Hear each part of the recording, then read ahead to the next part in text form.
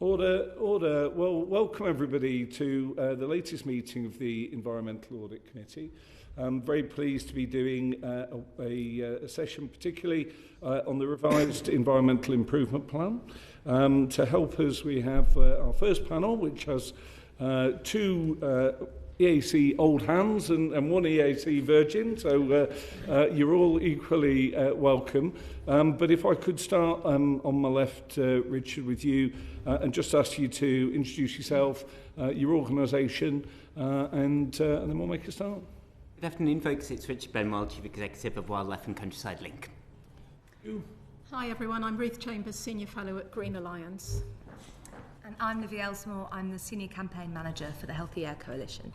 Excellent. Well, thank you very much indeed. Well, we'll start with you, Ruth, if I may. Obviously, we've seen the new EIP.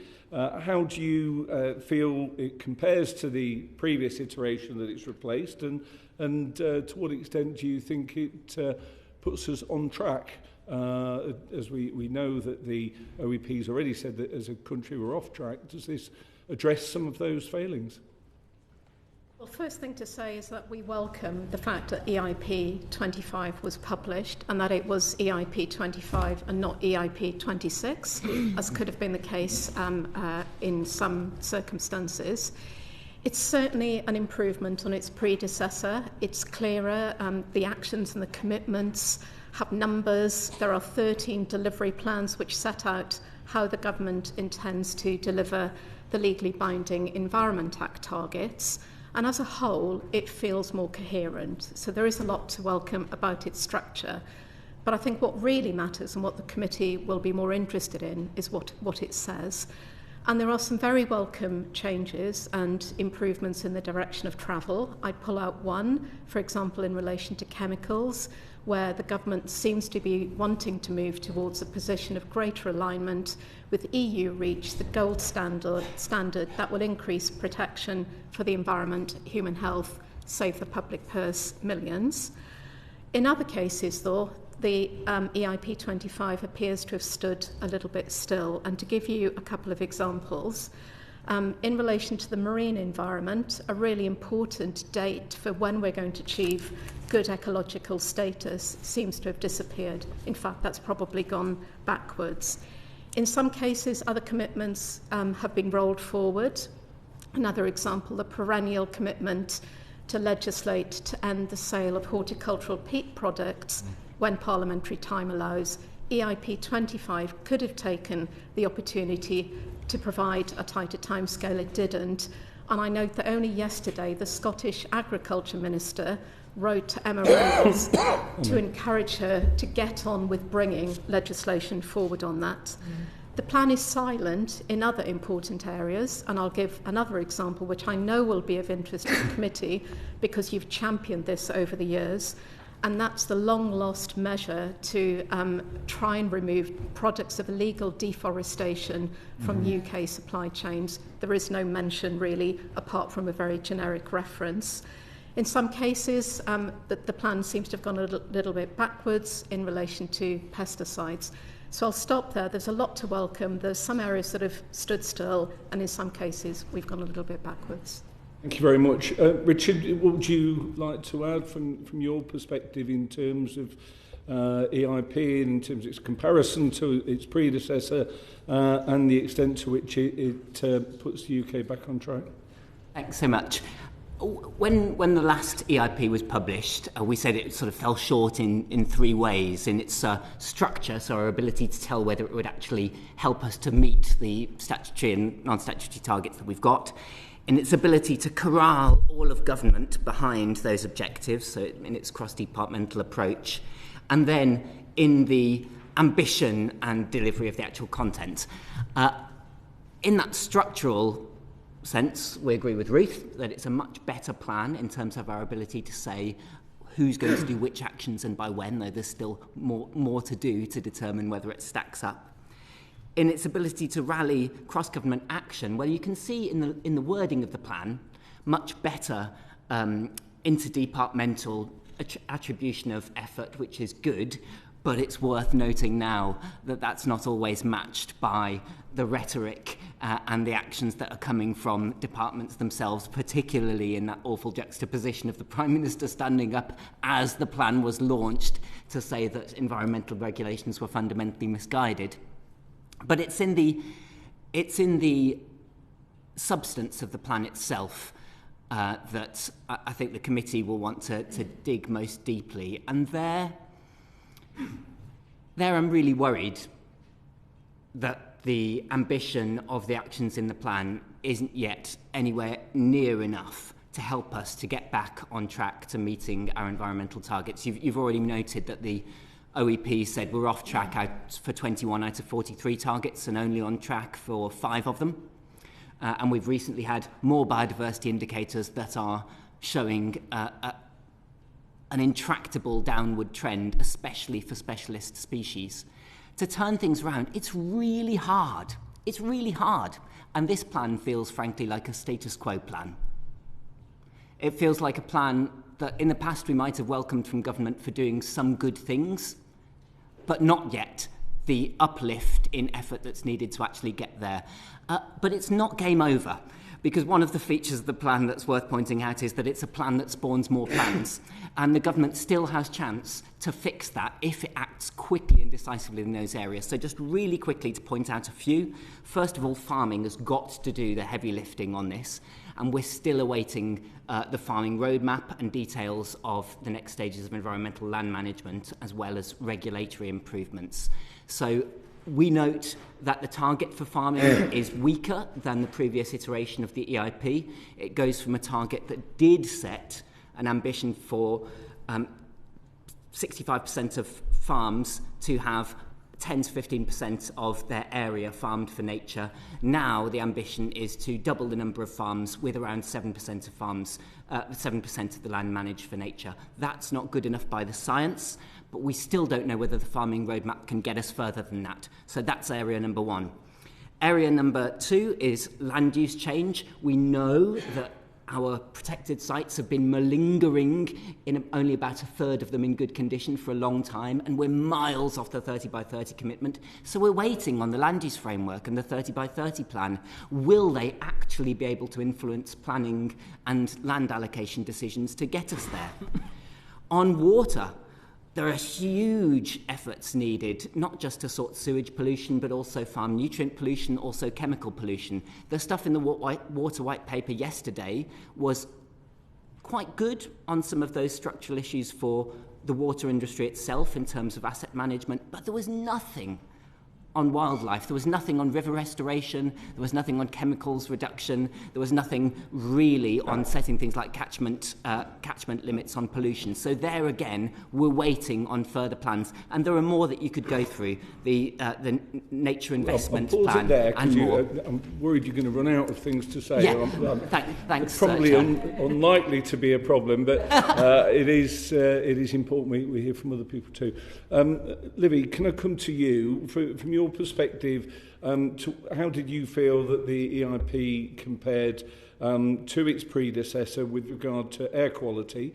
Obviously, 2 years ago, we had an OEP report that said air quality was one of the few areas where we're actually performing pretty well.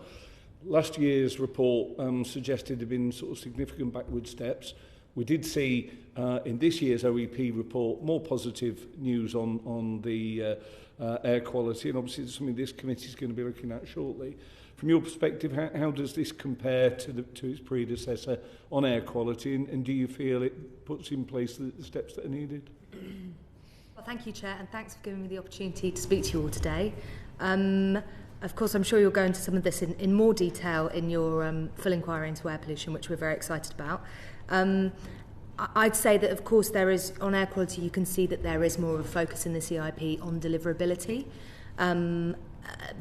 But there is partial progress, and of course the OEP is picking up on some of that progress in terms of the government's long-term air quality targets. Though I would say, if we're specifically talking about targets, while we as a coalition, as the Healthy Air Coalition, have welcomed the shift that came in the CIP from the government to move forward the long-term interim PM 2.5, that's the fine particulate matter that people are breathing in, from 2040 to 2030. That's definitely a welcome step, but we're really clear that while that looks like some progress, it needs to be a stepping stone to introduce better targets, because I think the OEP also said in its latest assessment that currently reporting on air quality is done against outdated standards which do not reflect the current evidence base, because we now know that air pollution is harmful to human health in very low concentrations, and if we're talking about something like nitrogen dioxide, we're talking about ammonia, there's also much wider implications for the environment and nature as well. So of course this is looking at the targets in the Environment Act in particular, where the government is making some progress, and again welcome that move of 10 years, but we do need to be looking towards the future to new air quality targets that will bring us into line with the latest guidance that we have available, which is those World Health Organization guidelines. And maybe it's worth me picking up on a couple of specific points in the EIP where there's a bit of a difference from the previous EIP to this one in 2025, particularly on domestic burning. I think it's important to flag that issue, because this is such an important issue. It's now the second biggest source of fine particulate matter pollution in England, and it's been growing exponentially in the last 20 years. We know that only 8% of people who use a wood-burning stove or burn another form of solid fuel in their homes need to do so, as in it's their only form of heating. However, we're producing so much pollution from this source, we would expect, as the clean air movement, to see measures in the EIP that meet the scale of the challenge. And unfortunately, the only thing in this EIP on domestic burning is a commitment to publishing a consultation on further measures on wood burning. Of course, we look forward to seeing that, but a consultation alone, unless it's backed up by a real commitment from government to bring forward measures that are really going to turn the dial on wood burning and the air pollution emissions from it, it really isn't going to be enough. We have some concerns too about the scope of the consultation, but I think if the government are really keen to take action on this source of air pollution, they need to be looking at ultimately a phased out, phasing it out over time with health warnings and reforms to smoke control areas in between. There's a few changes as well in terms of how the government are looking to communicate air quality to the public. There's a sense in this EIP that they've started to grapple with the fact that public awareness of the health harms of air pollution is quite low.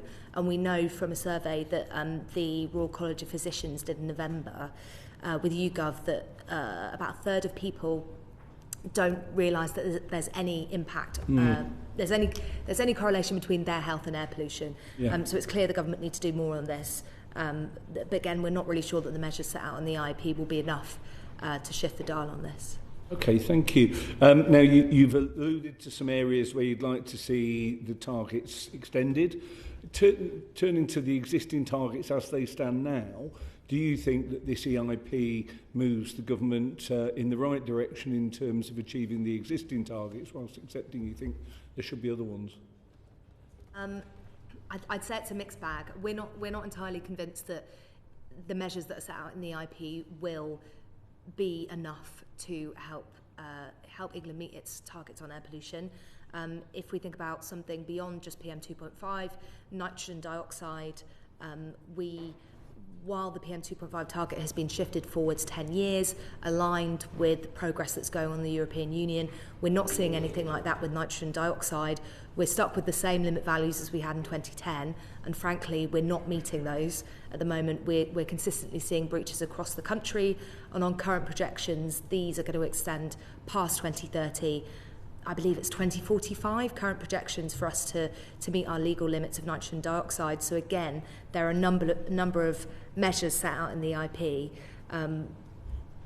but we're looking at quite advanced progress that needs to be made in order to reach that nitrogen target. And probably it would be remiss for me not to mention ammonia, because unfortunately we are currently very far off getting to grips with our ammonia targets. We have a ammonia reduction commitment to meet by 2030 that is way off mark. And although there are slightly different commitments in this EIP to the previous EIP, many of them revolve around voluntary programs of work with agriculture. and they don't represent a dedicated and detailed plan that would be needed, because ammonia has been flatlining, unfortunately, for decades now, and we are not convinced that the measures that have been set out the EIP are going to be enough at this stage. Right, thank you. Ruth, we'll come to you. We said previously that whilst this is positive progress, there is nonetheless a number of areas, the majority of areas, where the government remains off track. We'll see whether the measures that have taken place since that reporting period, and indeed the EIP, starts to make a difference. But in terms of the steps within the EIP, which are the ones that you think the most significantly move the government forwards, and which are the ones that you think are the biggest sort of holes remaining? I think it's difficult to answer that, Chair, because we're still waiting for so many parts of the puzzle to appear, and the EIP, whilst we see it as the kind of the mothership, if you like, of government delivery, it doesn't exist in a vacuum. So to answer that question fully, we really do need to see the land use framework as Richard's articulated, because the EIP talks about the what in terms of government delivery of environmental progress, whereas the land use framework will hopefully tell us something about the where. And until we've got those answers, and until we've got the certainty from the 25-year farming roadmap about the existing environmental land management schemes, then it's difficult to know exactly how that delivery is going to work in practice. What I would say, though, on the environment targets is the EIP is a plan to deliver those targets and to deliver the other goals. The targets are not as we would like them. The targets are not as Parliament wanted them when they were set in the first place. But in 27 to 28, which is really not that far away, there will be a statutory review of those targets, so there will be a chance to look at how they could be improved and uplifted. Yeah, and I mean, we heard a moment before about the sort of mixed messaging that has come from government. We were disappointed on this committee that we didn't get an oral parliamentary statement at the time that the OEP report came out, or indeed with the EIP. What message do you think that sends about the extent to which this is a priority for the government? I think it sends a really unfortunate message, because leadership comes from the top. And I was thinking about this in relation to yourself, Chair, and your leadership of this committee. Okay. Imagine how the committee would feel if you missed a key, probably the most key parliamentary hearing of the year, and rather than just being absent or unwell, you were standing on a parallel platform doing something that actively undermined the work of your committee. How would everyone feel about that? That wouldn't feel like leadership to me. Clearly, you're not about to do that. But that's the impression that the Prime Minister accidentally, no doubt, gave. His predecessors put a lot more effort into launching EIP 23 and the 25-year Environment Plan, publishing forwards to them. Theresa May, when she was Prime Minister, launched the 25-year Environment Plan in Barnes. And she said on more than one occasion afterwards that of everything that she did in her prime ministerial career, launching that plan was one of her proudest moments. I don't think we see the same level of pride or enthusiasm yet from this administration, but as Richard said, it's not too late. The lack of a statement on the floor of this House in relation to either EIP 25 or the OEP's annual progress report is very disappointing. It seems a long time to wait for the debate on the annual climate and nature statement that one of the members managed to succeed to persuade the government to do. There was a debate in the House of Lords secured by the crossbench peer Lord Krebs, but it feels like crumbs off the master's table rather than the substantive and forensic scrutiny and debate that these issues should merit. Having said that, today's hearings are obviously very, very welcome. Yeah, thank you. And Richard, if I could just ask you before I pass on to my colleague, you alluded to the importance of farming being a part of that. Our second panel today is indeed studying in detail the issue of agricultural performance, of course, the support of government, but also how it's working. I mean, from your perspective, what what do you see? I think you've already alluded to some of the things you need to see from government. Do we need to ask more of the farming sector, or do you think it is really a case of this is a ball that lands purely in the sort of political sphere, really? We do need to ask more of the farming sector, but we also need to recognise that they need to help to do what we're asking them to do. We are asking farmers to be the spearhead of nature recovery. No other sector can do that. And yet what we see at the moment from farming reform is a reform that still sees farming as a sort of just keep it going industry. It sees farming as something that maybe will make marginal changes, maybe will pay farmers to cover the costs of what we're asking them to do. When we passed the Climate Change Act, the government brought in a massive programme of reform to invest tens of billions of pounds in changing the energy sector. This is our equivalent for nature. And if we want to help farmers who, let's face it, are in all sorts of trouble and beleaguered from every corner, if we want to help them to turn things around, then we've got to recognise that current levels of investment aren't enough, that we need to be really rewarding those farmers who go furthest and fastest. What we see in the Environmental Improvement Plan is a target that doesn't come near enough to what the scientific evidence tells us is needed to halt the decline of nature. We see a focus on current levels of investment to provide incentives, and there's still a huge question of improving the regulatory baseline and enforcement so that the rules that underpin farming are also properly adhered to. I mean, we are in a shocking state where half of farms inspected didn't have compliant slurry storage, for example, and that's a combination of the lack of investment that we've faced, but also the lack of enforcement and monitoring that we've seen in the farmed environment. So what I want is for the government to see farming as an industry of progress, one of change, one of spearheading something new, like we did the renewables sector 10 years ago, rather than something to keep ticking over. And I hope that's the message you'll hear from colleagues later. Thank you very much. Jonathan Davis. Thank you very much, Chairman.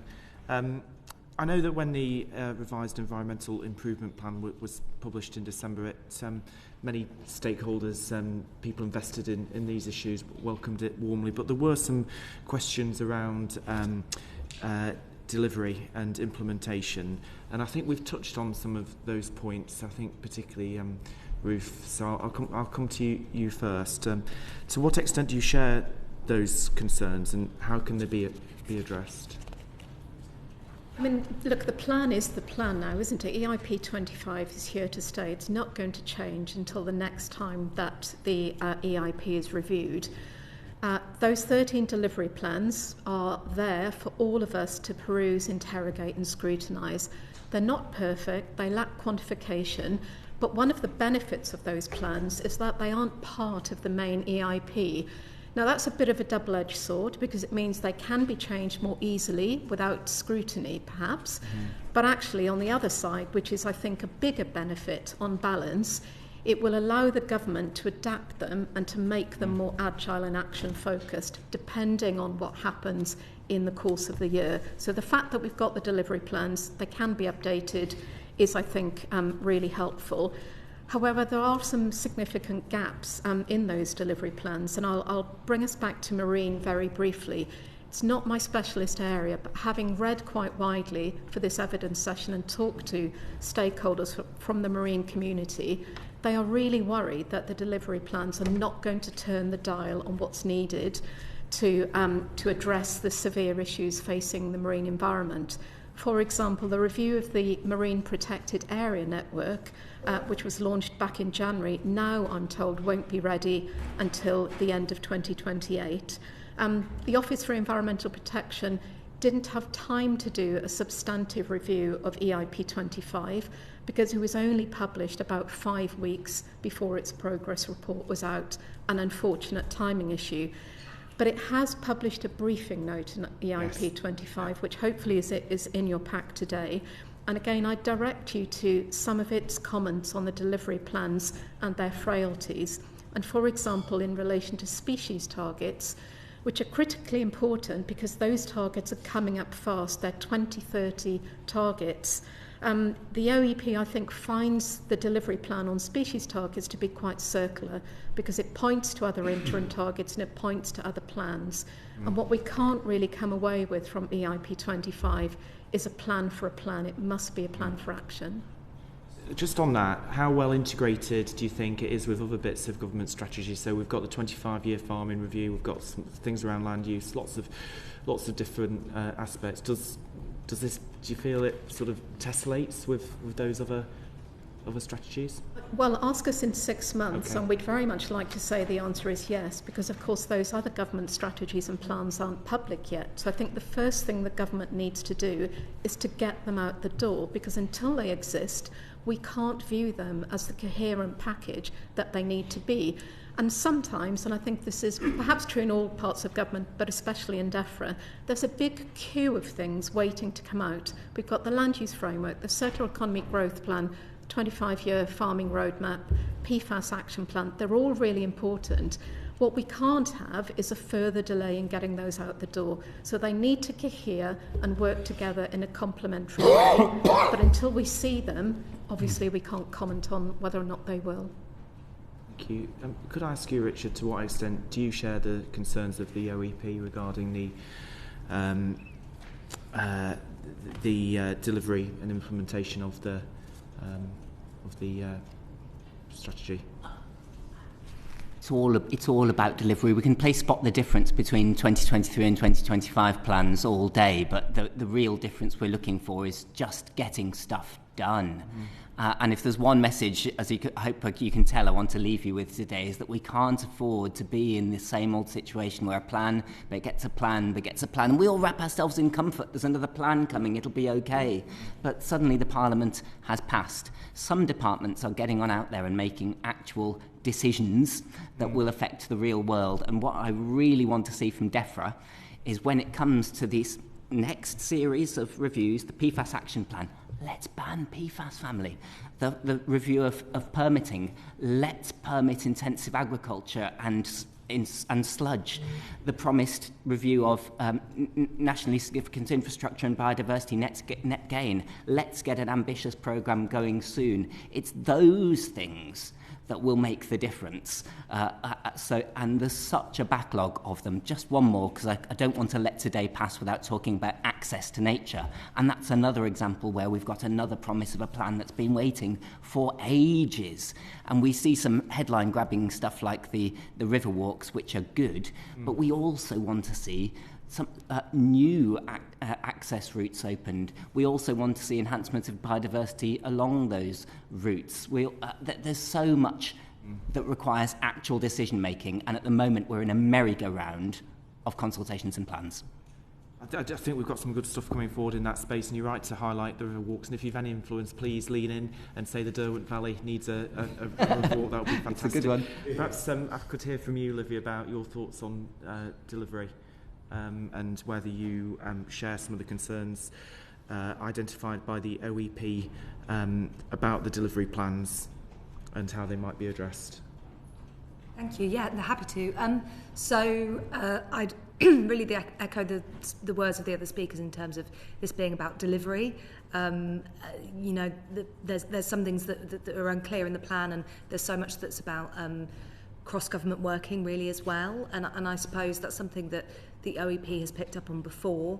And I think with an issue like air quality, there's a tendency for it to get caught between different departments and different departmental briefs. Obviously, you've got an issue which is fundamentally a health issue. Us as a coalition, we talk about this often as a public health issue, but it's such an important environmental issue, so it's a DEFRA-led issue. But then many of the policy levers are in different departments. I kind of think that if we can get it right on air pollution, we can probably get it right on a whole host of environmental issues. But at the moment, the cross-government working is not really of the nature and not of the strength that enables us to do these things. Just leaning into your area of expertise, air quality, and the kind of complicated web of different government departments that are involved in moving the dial on that issue. Do you think there are... the OEP question whether in some areas of the revised EIP that there were the necessary targets to measure progress, provide transparency and allow scrutiny. Do you share that assessment? And if so, which aspect of it do you worry about the most? I suppose, and you can tell me if this is, I don't want this to be a cop-out answer, whether it is what you're looking for or not, but I suppose we have these targets and they are in place, and of course we can argue about whether they're exactly the right targets that we need to push the dial environmentally, but also to get to where we need to be on harms to human health. The challenge is that often, you know, if you have a department like DEFRA, they're in charge of this project and they're going up against departments who have huge multi-year projects, infrastructure projects. To balance these in between, you do wonder where the accountability frameworks are. And I'd just like to say, if I may, about specifically, this isn't something that the OEP has picked up, but we were informed recently that the government's Joint Air Quality Unit will be disbanded in March. And the nitrogen dioxide programme, which was set up to reduce nitrogen dioxide levels at particular points for legal levels around the country, will be removed from the government's major project portfolio when that happens. And of course, this was a programme, the Joint Air Quality Unit was set up to facilitate cross-government working on the nitrogen dioxide programme, which happens between DEFRA and the Department for Transport, but also touches policy commitments across other departments as well. But it really is one of the only mechanisms we have across government to make sure that cross-government working is functioning as it should do. So we would question whether now, March, particularly given we had this new EIP, it's the time to be doing this. And furthermore, if we had been consulted on this, we as the Clean Air Movement might have told the government that perhaps the Joint Air Quality Unit could have been refocused into something that helps bring these EIP targets to life and makes the change in these environmental action plans happen, rather than just being disbanded and having to go back to dealing with individual departments singularly. Thank you. I think that would be really useful for our work on air quality, which is an inquiry that's coming up through this committee. Ruth, you talked quite specifically about some of the targets and measures to provide transparency and allow scrutiny, and you talked about the marine aspect, for example. Is there anything that you'd like to add to inform the committee in respect of whether the EIP has the necessary targets to measure progress, provide transparency and allow scrutiny? I guess the one thing I would add is that the EIP delivery plans relate to the legally binding targets in the Environment Act. So there's 13 delivery plans covering those areas. We can talk about whether or not they could be improved, and in our view they could, but they are a good starting point. However, all of the other goals in the Environmental Improvement Plan don't have delivery plans attached to them, and they cover very significant areas, including everything within the resources field apart from municipal waste, chemicals, access to nature. So I think this is a question. I'm not suggesting that the plan has become a two-tier plan, but I think there's a risk of that if we're not careful. Thank you. And Richard, I suspect you would, from listening to you, would share the view of the OEP that there are questions over whether the revised EIP has the necessary targets to measure progress, provide transparency and allow scrutiny.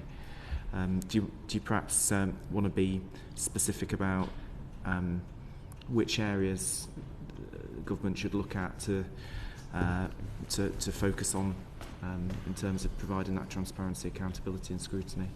Yes, well, the plan is a step forward on the OEP's ability to say whether the individual measures stack up to delivering the targets, but there's still a way to go on that. At the moment, it's quite qualitative. The government sets out things like high contribution to meeting water quality targets rather than, precisely how much nutrient pollution it's expected to reduce. So there's a scientific job to do there. There's a question of ground truthing that we're worried about. So one of the differences between this plan and the last is that the commitment to inspect SSSIs has been pushed back and turned from an interim target into an ambition. And similarly for the Marine Protected Area Network, the programme of monitoring of features is in terrible disarray. We're not going to have any clue whether things are in good condition or not through government statistics by the time we get to the 2030 target. So there's a real problem of actually being able to tell what's going on. One of the really good things in this version of the plan is the boost in the amount of priority habitat outside the protected area network that the government's promising. It's upped it from 140,000 hectares to 250,000 hectares by 2030, which is excellent. But what I want to know is, will the Secretary of State be able to come before you in a year's time and explain how many of those have been delivered so far? If not, what levers can she pull to increase it? And by the way, ideally, how many hectares of priority habitat have also been lost as a result, say, for example, of changes to planning policies, so that you can actually see the effect it's having in the real world? And that would be a really good question to ask the Secretary of State when she comes. Will she be able to come and tell you how many hectares are done by next year? We will certainly get the chance. Okay, thank you very much. Ross Savage. Thank you very much, Chair, and thank you all for coming in today. Richard, thank you for all of your sage guidance during the Climate and Nature Bill, and Ruth, thank you very much for your kind remarks about the annual Climate and Nature Statement. Livi, my apologies, my questions are directed to the other two panellists, so you can relax for a while.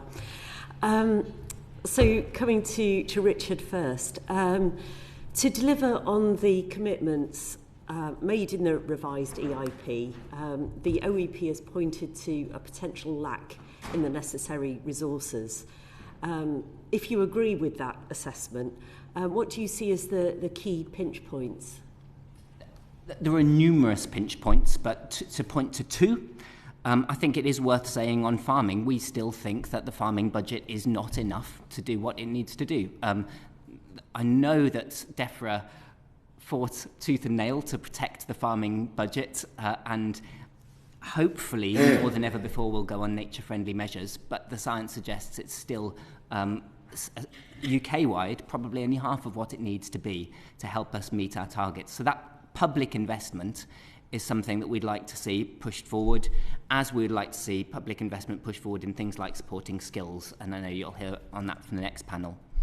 The other really clear bit of evidence on a resourcing pinch point is private sector investment needed to restore nature. Years ago now, I think 3 or 4 years ago, the Green Finance Institute came up with a figure of a £3 or £4 billion a year annual shortfall in investment to meet the targets. We're several years on now, so presumably that's only gone up. And that was recognised by the Bank of England and by DEFRA. At the moment,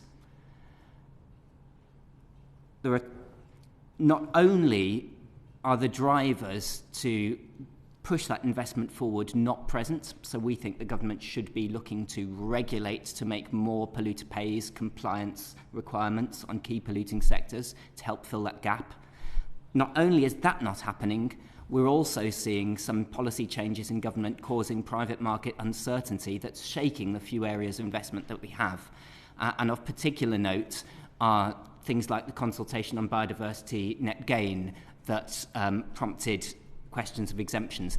In the end, the government went for an exemption of 0.2 hectares for small sites, which wasn't as bad as it might have been, but just the question prompted chilling effect in the market that's seen landowners not willing to put their land into schemes for biodiversity net gain, and has shaken market investment. There are more consultations coming. Those will have that same risk. We hope, though, that when it comes to the next round of decisions, the government goes the opposite way, realises that it's got this billions of pounds shortfall, and when it decides what to do on major infrastructure, it heads towards an ambitious settlement where the biggest infrastructure projects are paying more for biodiversity recovery. And we hope in particular on the normal biodiversity net gain that now they've exempted the smallest sites, they also close some of the loopholes, like the de minimis exception that's being claimed far too often to be justified at the moment, to help get those private markets going. If they do those two things, boost public investment in farming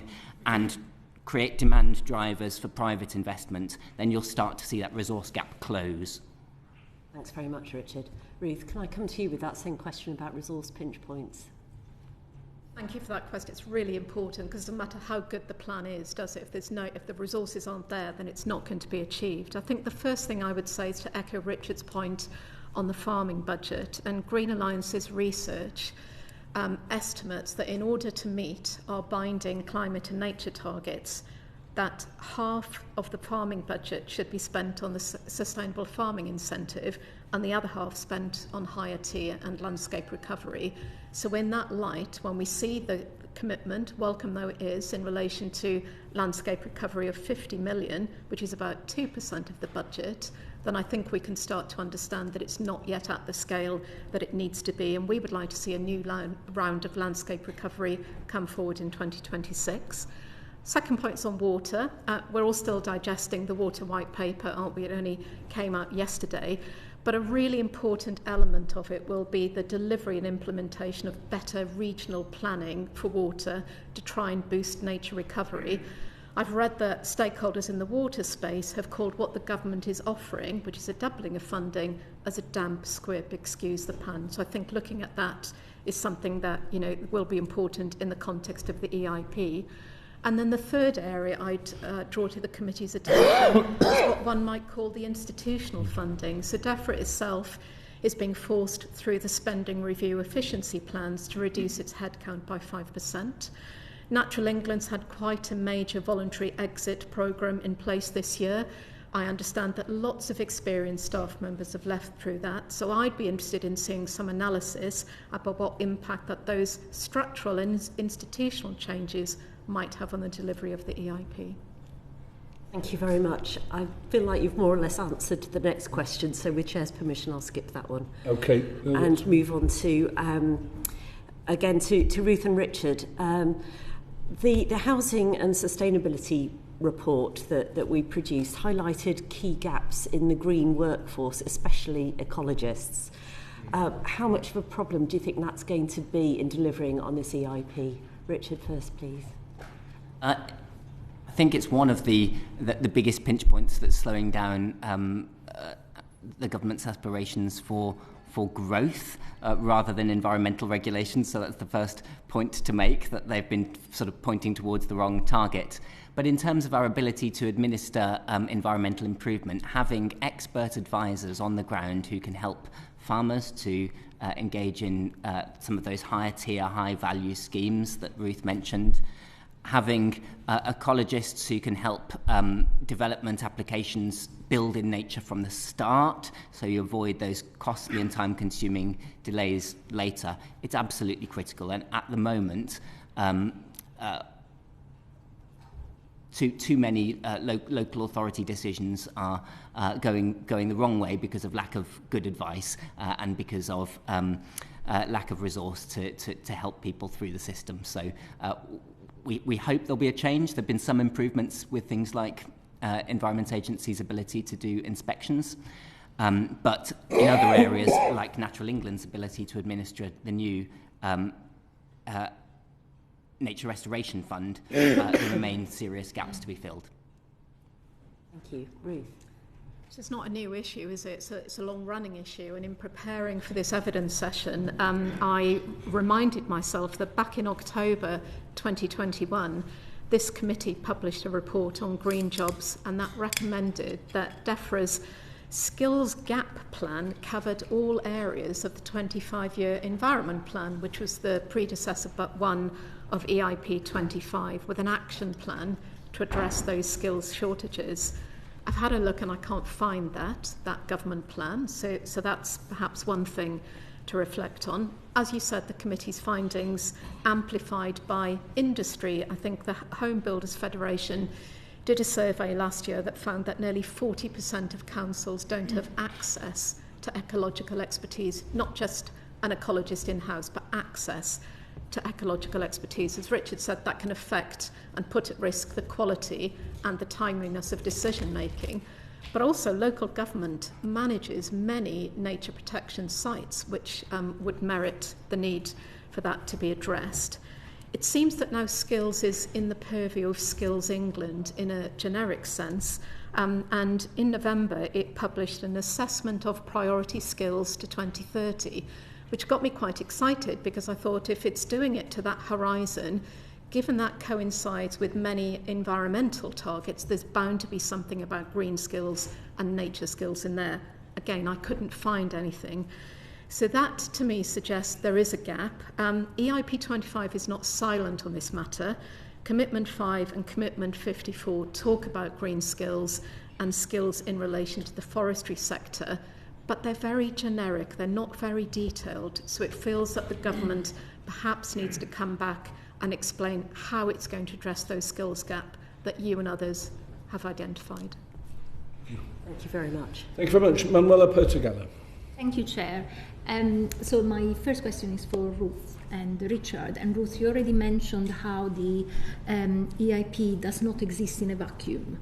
And I wonder whether we can go into more depth in that. So how important is alignment between the revised EIP and other current and forthcoming policies, such as the land use framework, which you mentioned? So should we go with Richard first?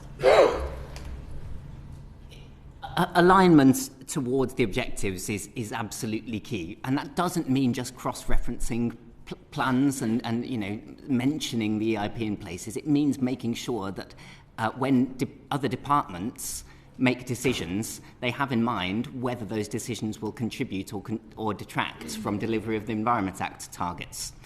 And the ones that we have in mind at the moment are things like Ruth mentioned the positive steps that the government's taking on chemicals alignment. It will be really good when the SPS agreement hopefully aligns us on pesticides and we get close to the EU there. But at the same time, you've got the Health and Safety Executive consulting on new deregulatory chemicals plans that would allow the government to follow other jurisdictions in chemical approvals that will potentially send us off in completely the opposite direction, exposing the UK public to more harmful toxic chemicals.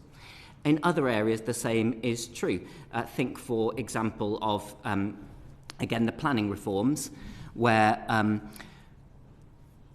things that seem like simple steps to reduce red tape are in fact reducing environmental protection. Biodiversity net gain changes will make a fractional tiny difference for housing development planners, but they could potentially undermine one of the most important markets for nature that we have, and it doesn't seem to be factoring into decision making. So it's that kind of alignment that we need to see, and particularly it's that kind of alignment in the growth and regulation area. It seems like the government has fallen into the classic trap of considering regulation as nothing but a barrier to investment and a barrier to growth, and forgotten that regulation is there to protect the environment and human health. And it's there that we would like to see alignment.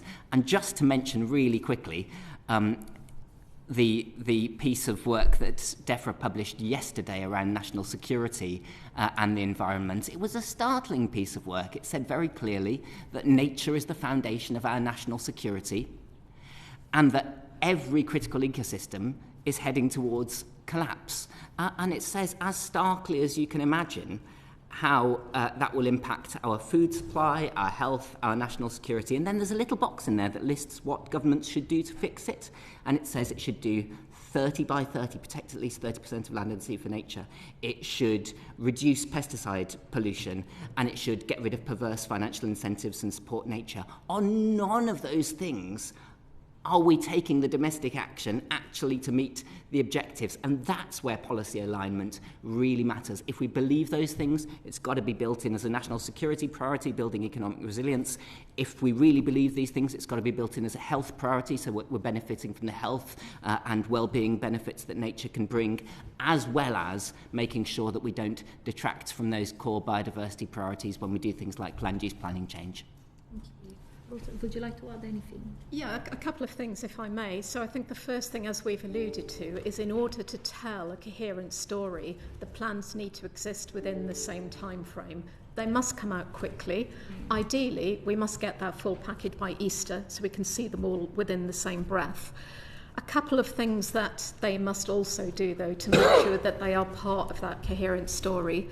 So the land use framework, a significant benefit it could bring to the DEFRA delivery is to ensure that habitat creation is targeted at the areas where farms find it difficult to make a profit from food production and where productivity of land is lowest, and with agri-environment spending then guided to those areas. So starting to spatially direct what the EIP is saying the government wants to deliver. And on the circular economy growth plan, we understand that there will be sector roadmaps coming out from that. They need to move beyond recycling for a start, and the circular economy growth plan could also set a long-term goal to bring resource use within planetary boundaries. Those are the sorts of things that could make sure that the plans all are coherent, but also edge the ambition further forward.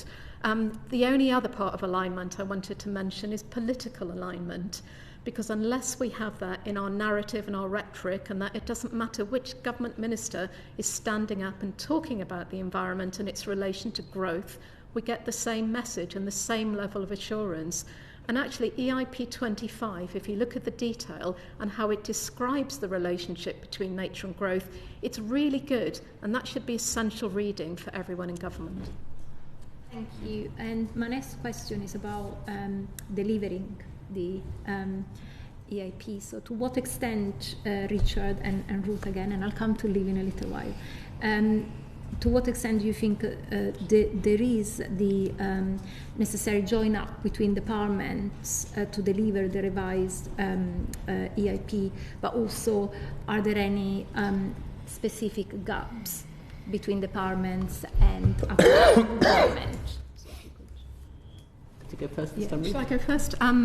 So again, I'm really glad that you've asked about this, because again, without effective cross-government delivery, this will end up being DEFRA's plan and delivered in part and falling down in many other parts. I think there are three things I'd like to say. The first is, and again this will be relevant for when you have DEFRA ministers before the committee, there is a cross-governmental board, a delivery board, which is chaired by the DEFRA Director General for the Environment. In fact, that board only exists because of previous scrutiny by this committee and colleagues, which found that, no surprise, that cross-government delivery wasn't as it should be. The terms of reference for that group have been requested. They haven't been published, so there isn't much transparency there. So I'll leave that with you to consider. Secondly, as Richard said yesterday, the National Security Assessment of Global Ecosystem Risk and Biodiversity Loss, it's a mouthful, but it is essential reading, came out. Makes for stark reading. How and where is government picking up discussion on how it's going to address those systemic risks? Most of them are not risks for the environment, they're risks for other parts of our life.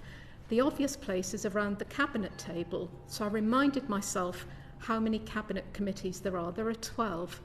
The Environment Secretary sits on 2 of those 12 committees. I also had a quick look at the terms of reference, and I can't see within any of them where there is a space or place to talk about those systemic risks in the way that we all know is merited.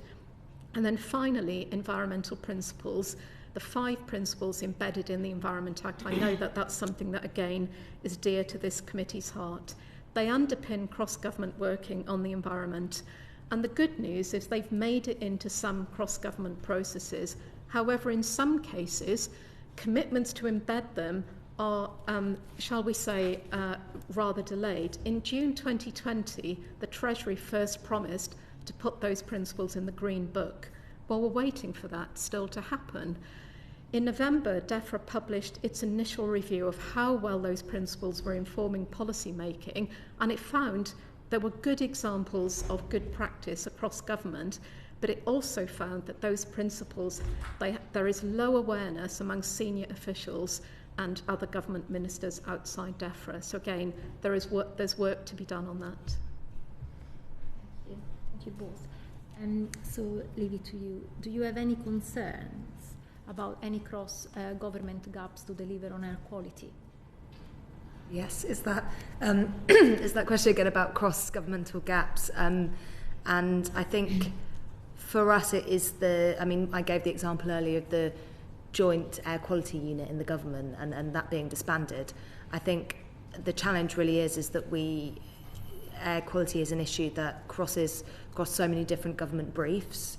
And particularly if we're looking at an issue that I'm sure the committee will be keen to explore as well in its full inquiry into air pollution, something like indoor air pollution, which is not mentioned in the EIP, partly because it's a health and environmental issue, but understanding has been building over time, and it's slightly different kind of nature and dimension to outdoor ambient air quality. But with indoor air pollution, and this was something that was picked up by the Chief Medical Officer, Chris Whitty, in his 2022 annual report on air quality. There's currently not any clarity on where indoor air quality fits between government departments. We don't actually have an official lead department or a ministerial portfolio that it fits into. So again, I think that's just another example of how something like air pollution, which is so important to so many different parts of the government's work, so important to the 10-year health plan, it can fall down the cracks between different government briefs. I'd happily give a bit more information, but please do feel free to answer follow-up if there's, if I've missed anything. Thank you. So does DEFRA, do you all think, panel, that DEFRA is the required levers to oversee the delivery, so the overseeing role that DEFRA will have, the delivery of the revised EIP? Do you think they will be able to oversee the delivery? Do they need anything else? Any help? I would say on air pollution, and I can particularly speak for air pollution, but it's a challenge because most of the levers to policy change sit outside the Department for Environment, Food and Rural Affairs. That's always going to be a challenge.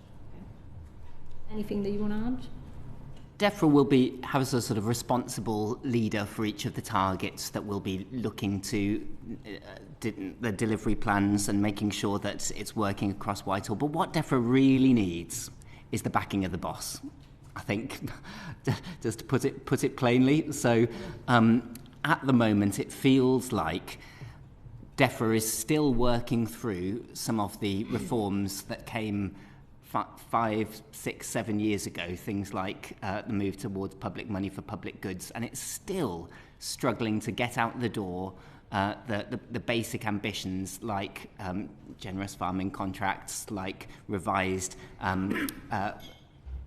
fisheries management plans for marine protected areas, just reams and reams of promises that have been on the books for a long time. What DEFRA needs is the backing from the Cabinet Office, from Prime Minister, from Number 10, so that when it comes up with proposals that go to right round, they get approved. When it comes up with new delivery plans, they've got the backing to get things through the door. Thank you very much. We can bring in Carl Ladenia. Yes, thank you, Chair, and thank you so much for the really good answers so far. I've really appreciated your plain speaking. I'm interested in air quality specifically, so I'm going to come to you first, Livi, but if either of the other two want to come in afterwards, that's very welcome. Livi, you've actually anticipated most of the questions I was going to ask already, so well done. But sort of picking up on what Manuela was saying about, and what you were saying earlier about cross-government connection, I'm interested in cross-government in the other direction, i.e. connection with local government. So to what extent do you think the revised EIP with regards to air quality is joined up enough with local government? It's a really important question because local government has a number of responsibilities around air quality, legal responsibilities, but of course we know that air pollution being a national but also a localised issue, you have these air quality hotspots around the country, and really it's local authorities, as national government's always saying, local authorities and then also metro mayors and regional authorities are the ones that know their areas best. So they're the ones who often have the levers on the ground as well as those legal responsibilities. It's clear that local authorities are supposed to be key delivery partners in the CIP. In fact, that is acknowledged in the EIP, and the government says that it will require action at all levels of government in order to tackle air pollution in the way that it hopes. Under Goal 2 specifically, the government does say in the EIP that local authorities have the powers that they need to tackle air pollution, and they certainly do have a range of powers. As the Healthy Air Coalition, we're not entirely sure that Local authorities always have the powers and the resources that they need to take action on air pollution, particularly in a challenging funding environment. And so we think that while there are good measures in the EIP, if we really want local authorities to be at the forefront of making this change happen, the measures that are here need to be supplemented with those resources. What we see currently in the EIP on local authorities is a commitment to providing supplementary guidance, refreshing guidance, webinars and materials for local authorities, and I'm sure those will be useful, but when it comes to active enforcement, take an issue like domestic wood burning, local authorities have to, it's quite an antiquated process really of people making complaints in their local area of illegal practice, and then a local authority officer has to go and check for signs of or evidence of visible smoke coming out of chimneys. Antiquated because visible smoke doesn't necessarily represent what is dangerous when we're looking at an often very invisible problem in these times, but also it's quite hard for that to happen, and there's a delay. So does that system work? Not necessarily. It's very resource heavy for local authorities, and when we're talking about resources, I suppose the government would say, well, maybe those powers that local authorities always have are not being used enough, and certainly we know that practice could be better. So on wood burning, Healthy Air Coalition member Mums for Lungs found that in smoke control areas in England last year, 9,274 complaints about illegal burning were made to local authorities, but only 24 fines were issued. So I'll leave it to the committee to decide whether that's a system of enforcement that's working well, but it's clear that we need to see more than refreshing guidance, webinars and materials if local authorities are really going to do the work on the ground to tackle this issue. Thank you. And just picking up on the point you were making about resources for local government to actually, it's all very well having the powers, but if you don't have the resources to do it, there was a Freedom of Information request late last year that revealed that the amount of funding that the national government is providing to local government on air quality has plummeted. So, yeah, seems a very timely thing to draw out. Thank you. To just very quickly add on this one of the structural issues we see with national environmental targets is they don't get passed down to the people who make decisions very often. That's been a real problem for the Environment Act, and we're trying to get that done for things like the new water regulator. It makes a difference when it happens, saves time on vague reporting. This could be done for the new strategic authorities in the devolution bill, and there have been amendments proposed that would do that with Environment Act, Climate Change Act and air quality regulations targets to help them to focus on that. So that would be a really good local planning join-up with those national targets. Well, Richard, Ruth and Livi, thank you so much for the evidence. I'm really pleased we managed to get to the end of that panel session. We have, as people here will be able to hear the bell ringing, and members are now going to need to go and vote. So I'll bring this first panel to a close. This sitting is suspended with our thanks to you three.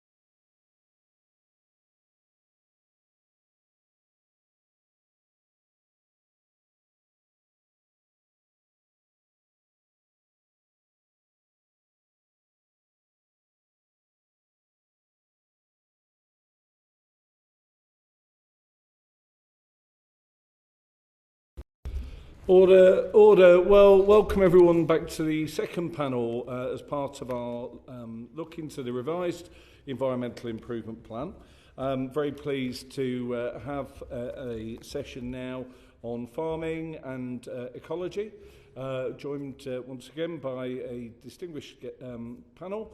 If I could invite the three of you to introduce yourselves, the organisation that you are representing here today, and also just to give us your first thoughts on how ambitious you consider the EIP to be. So if I could start with yourself, Dr. Mitchell, please.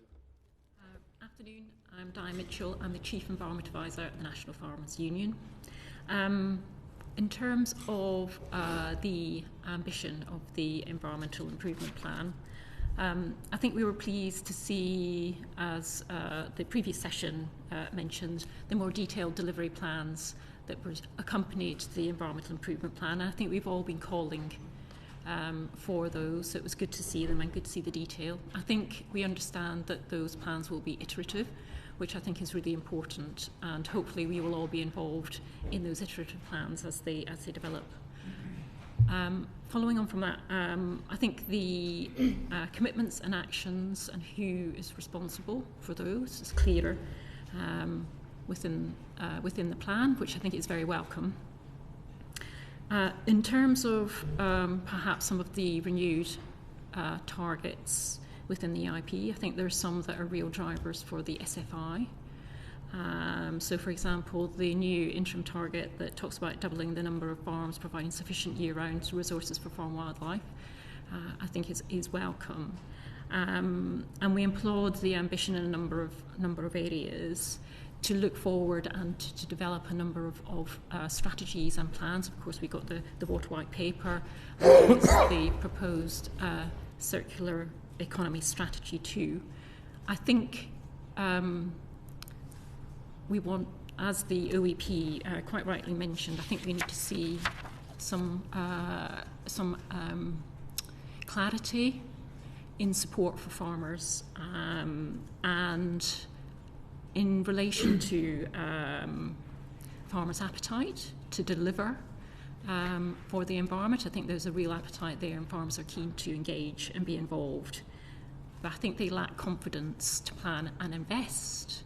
And part of that area relates to the fact that we don't have the clarity that we might need and those plans that might sit alongside environmental delivery.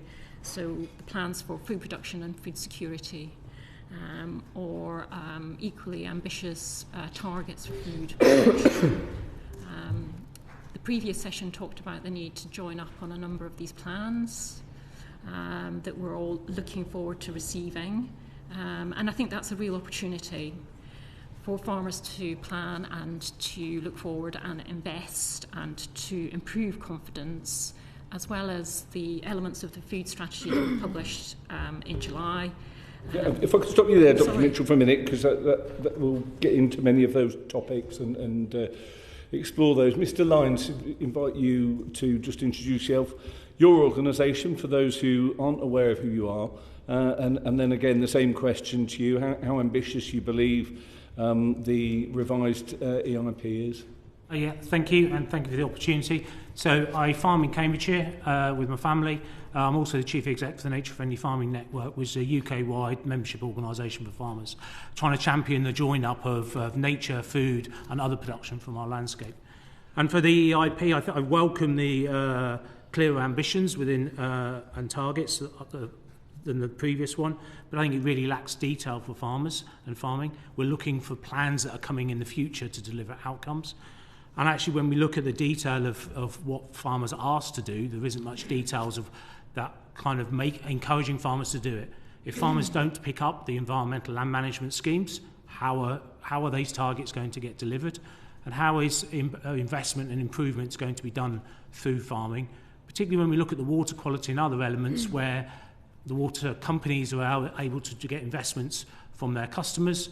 Farming, where's the investment going to come from? How do we shift that cost burden up the supply chain or to others, to really deliver the join-up approach. And unfortunately, I don't think it's ambitious enough to halt nature's decline by 2030 or encourage farmers to see the relationship that nature underpins food production and the many other of the produce that comes from our landscape that underpins our businesses and the economy. Thank you very much.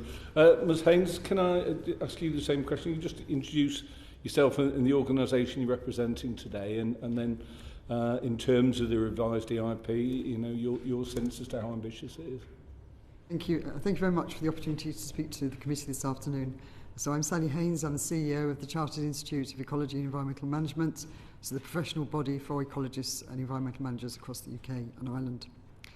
In terms of the EIP, I think, as others have said, it's, as a document, it is a better plan. It's not particularly easy to read, if I'm honest, but there is more structure, more detail to it, and it is more delivery focused. There's more reference to ownership of commitments and targets, and some more specifics about funding, stronger policies on unlocking private finance opportunities, and some clearer pathways and targets than in the 2023 version. And in that regard, I think DEFRA should be commended for all the work and the effort that has gone into this plan. It's clearly, I think, matters very much to the ministerial team and to the civil servants working alongside that team to get this plan out and to try and get it right. But overall, I have to say it's very disappointing. We think it's not so much a significant step forward in restoring nature, as stated by the Secretary of State, as more a stumble in the right direction. I think it completely underdelivers in terms of the sense of urgency, particularly in terms of pace and scale. We do have an environmental emergency, and you need an emergency response plan that is at pace and scale to match that. Okay, sorry, I'm going to have to stop you there. I do apologise, Ms Haynes. We'll come back to you. Unfortunately, the bell is gone, and we have what we expect to be the final vote that we'll have today. So I'm going to have to suspend this sitting again, and we will return, I think, hopefully in a few minutes. Okay. So this sitting is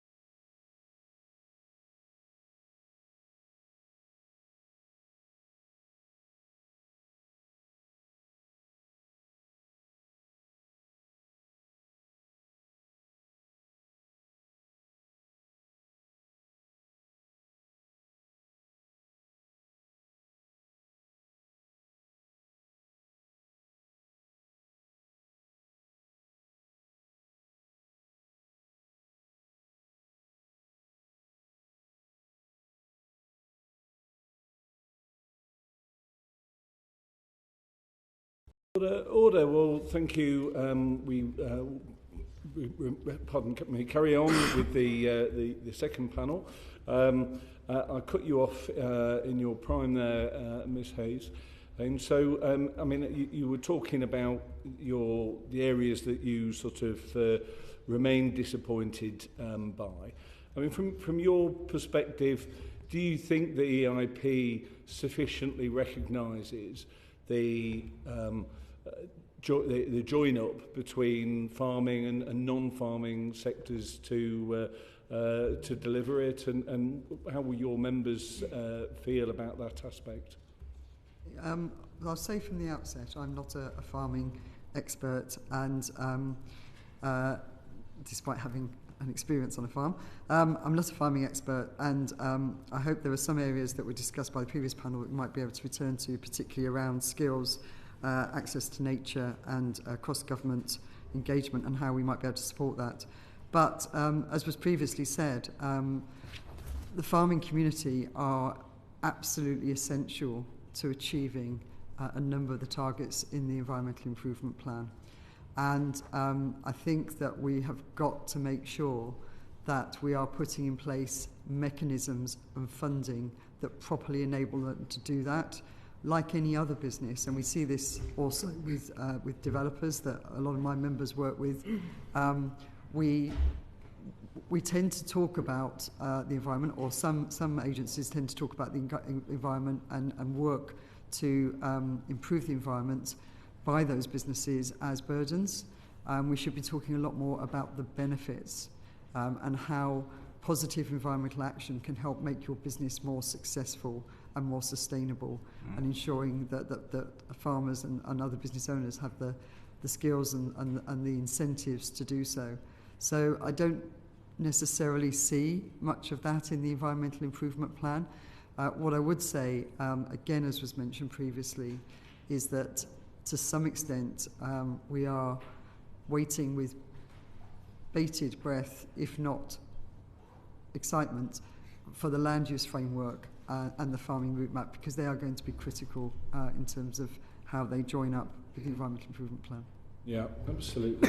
And Dr. Mitchell, I mean, what do you think farmers are wanting to see in the revised EIP, or what's the additional bits they're wanting to see, and are there any aspects that give you optimism that farmers will be able to make the contribution to nature that you referred to them being keen to do?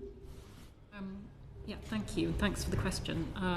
As I mentioned earlier, the elements around those ambitious plans for food production alongside environmental delivery, and similar to Sally, those the link and join up between the various plans would be really is really important and fundamental to improving farmers' confidence, particularly land use framework and the farming roadmap.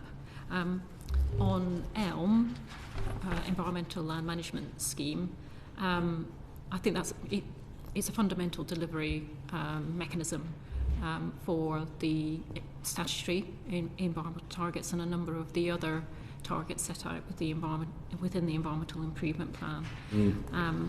And I think one of our key asks is for a smooth and seamless transition to new environmental schemes. That's really important to give farmers confidence and certainty to plan. We've got some more information from the Oxford Farming Conference on the Sustainable Farming Incentive Scheme, the SFI. So we've got a little bit more clarity, certainly on timescales. So we're expecting 2 application windows this year, one in June and then one in September. So farms are looking towards those timelines for them to get a little bit more information about, what it means for their business.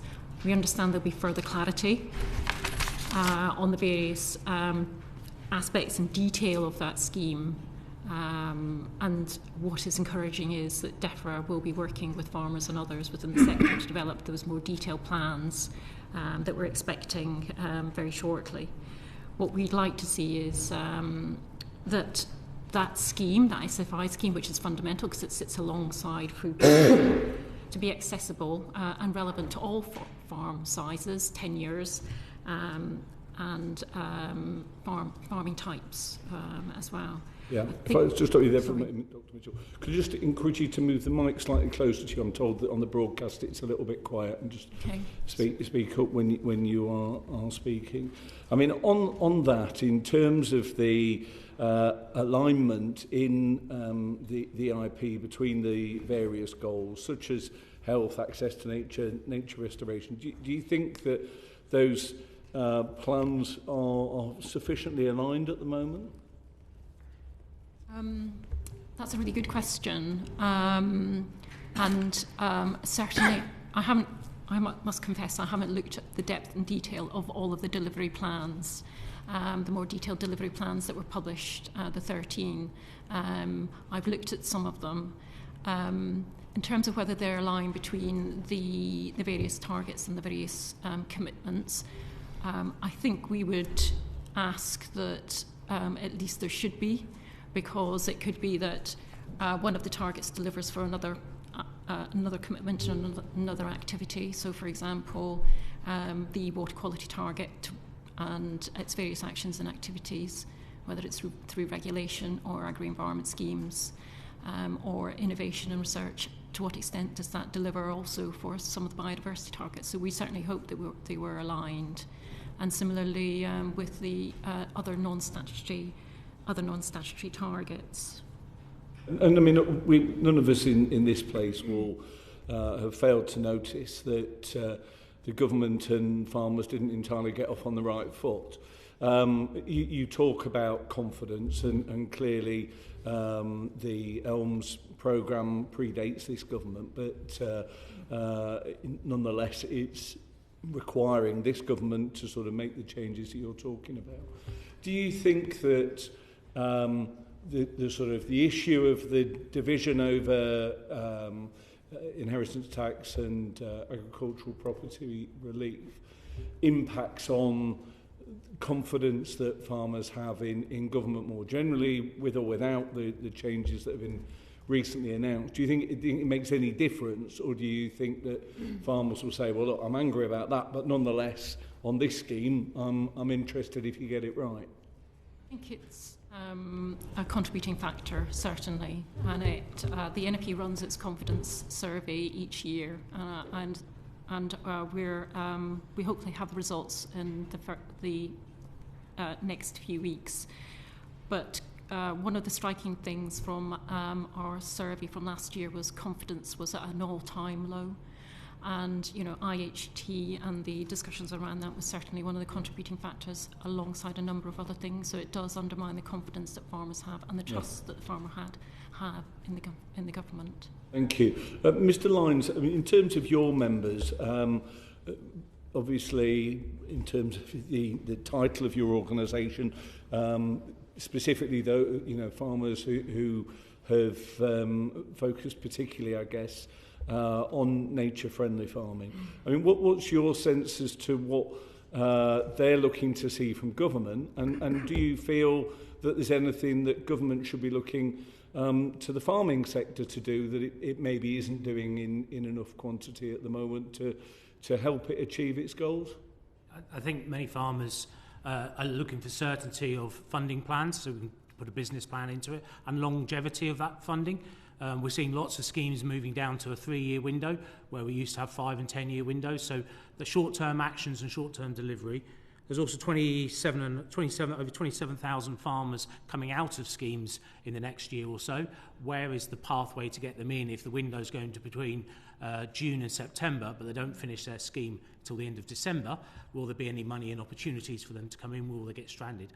Many farmers who have been doing lots in the past have found themselves disadvantaged by being the early adopters, and the timelines of schemes haven't joined up. They've been stranded, and many habitats have been taken out to then be paid for to be put back in again. I think that's really kind of daft. And I think we need to really sort of see from government a clear plan of what do you want from farming and our farm landscape. Food, nature, fibre, timber, access to nature, all of it in different places. And that clear message of the role of the farmers to shift, not just about food production, but delivering a range of outcomes, and who and how will they get funded, Some of the core cost for farmers is maintaining the environment. So public money for public goods can manage that, keeps the cost of food down because you haven't got to use the profit from food to underpin the environmental delivery. But that's not quite happening now, and we haven't got the certainty to go forward. We also need to see where regulation needs to come in, because many farmers are not doing as much as they should be doing, and they are causing some problems. And we need to get that balance of regulation to come in to push those along and improve them, while those already doing stuff gets rewarded for what they're already delivering. Because many are thinking, why do more when they can see neighbours and colleagues not doing enough? Absolutely. And I mean, do you think the revised EIP should have had more to say on the topic of fly tipping and waste crime in rural areas, including on farms? Is that an issue that your members feel strongly about, and do you think there should have been more in the EIP on that? Absolutely, definitely. Fly tipping and waste disposal, not just in rural areas, in urban areas as well, but it's a blot on the landscape. And many farms are now picking the rubbish up and taking it to the tip and then getting blocked from taking it in because it's commercial. And we need to have a better relationship. It's pleasing to see the fines going up, but it's still, for many, it's cheaper to dump it than get a skip in. And we need to make sure that works. And it's not just the fly tippers, it's the criminality that comes around it and all the other associated problems rural communities are facing.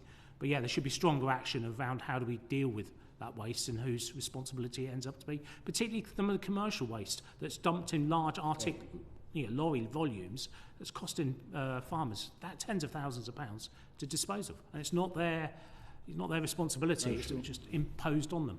And on that topic, Dr. Mitchell, I mean, how much of a not just an inconvenience, but a serious threat to their business is this to the farming community? We're hearing more and more about waste crime recently, and as Mr. Lyons said, being wrapped up with organised crime. Does it also have a big impact on the sort of quality of life of farming communities if they sort of feel under siege from this sort of thing? Yeah, absolutely. And in terms of rural crime, I think fly tipping and I'd include organised waste crime within that is one of their biggest concerns, and it does have a real impact on rural crime. Generally, has an impact on farmers' feeling of safety and well-being. The Environmental Improvement Plan does commit to doing various things to tackle waste crime, including, cracking down on illegal waste sites and, waste tracking and reforming of carriers and brokers legislation, which is great. The House of Lords recently issued a report around this issue of waste crime, and I think we'd agree with a number of things that were set out within there, including. And this also applies to fly tipping as well as waste crime, organised waste crime. Farmers need a single reporting mechanism when reporting fly tipping incidents, because quite often farmers don't know who to talk to, and they might talk to local authority, police, and so on, and they can get passed from pillar to post. And there also needs to be increased collaboration between the various bodies, and there are a number of bodies that deal with fly tipping and waste crime, so the police, local authorities, and the Environment Agency. Yeah, absolutely. And do you feel that the police, or do farmers feel that the police take this sort of crime seriously enough, and are they resourced enough to really sort of give it the serious focus it deserves? I may come back to you on that and provide a written submission, but I think we are concerned about how reports are handled, maybe not just by the police, but generally across the board, how reports on fly tipping and waste crime are handled, and how intelligence is shared between those organisations. Yeah, absolutely. Martin Rhodes. Thank you, Chair. In the previous panel, there was quite a bit of discussion around policy alignment, and you've already made reference to it yourselves. Starting with you, Dr. Mitchell, I mean, how important is alignment between the revised EIP and other current and forthcoming policies? I mean, the land use framework, the one that been mentioned quite a bit. So how important is it? Yes, very important, and I think farmers are looking to get that clarity. As I think I mentioned earlier, we had a food strategy published in July, which outlined several actions that need to be taken forward. We've now got the revised environmental improvement plan. Baroness Batters has published her farm profitability review, and government's already considered various aspects of that and committed to taking various actions forward. Next thing is the land use framework, which will hopefully provide some clarity for farmers, setting out various principles on land use. And hopefully this will all come together in the farming roadmap. I think farmers are looking to that farming roadmap to bring all of these things together and provide that clarity that's much needed, and that plan, hopefully for a long-term plan, but also perhaps some shorter milestones that they can be working towards. And on those areas of delivery, so in terms of the policies, but then you're talking also about delivery, to what extent is it necessary to join up between government departments to deliver? And do you see any particular gaps between departments where things might get missed in terms of that? Yes, absolutely. There needs to be join up, and I think that's particularly important in relation to the food strategy and thinking about how that feeds through to the farming roadmap. Clearly, that involves a number of different government departments working together, and that's and you know, whether it's Department of Health, DEFRA, DESNES and others. So that clearly is very important. In terms of, and I'd also mention MHCOG. In terms of gaps, I think one of the areas that we'd like to see more work done on is adaptation to climate change. So we have a government national adaptation programme, which I think is the third one, and it runs to 2028. There is mention of agriculture in there, but it's not a huge discussion or debate. I think there are a number of threats to agriculture as a result of climate change, and farmers will need to adapt and to manage those changes. So we would like to see in that fourth national adaptation programme from government more of a discussion on what is needed to support agriculture, particularly around soil health, but also managing water, whether that's too much or too little. There is also something around planning, if I may. So we are really encouraged by some of the more recent discussions around planning. It was mentioned by the Secretary of State at the Oxford Farming Conference, taking forward a number of mentions of support for development on farm, like on-farm reservoirs. I think there are probably still some challenges. I think planning is seen as a barrier to investment.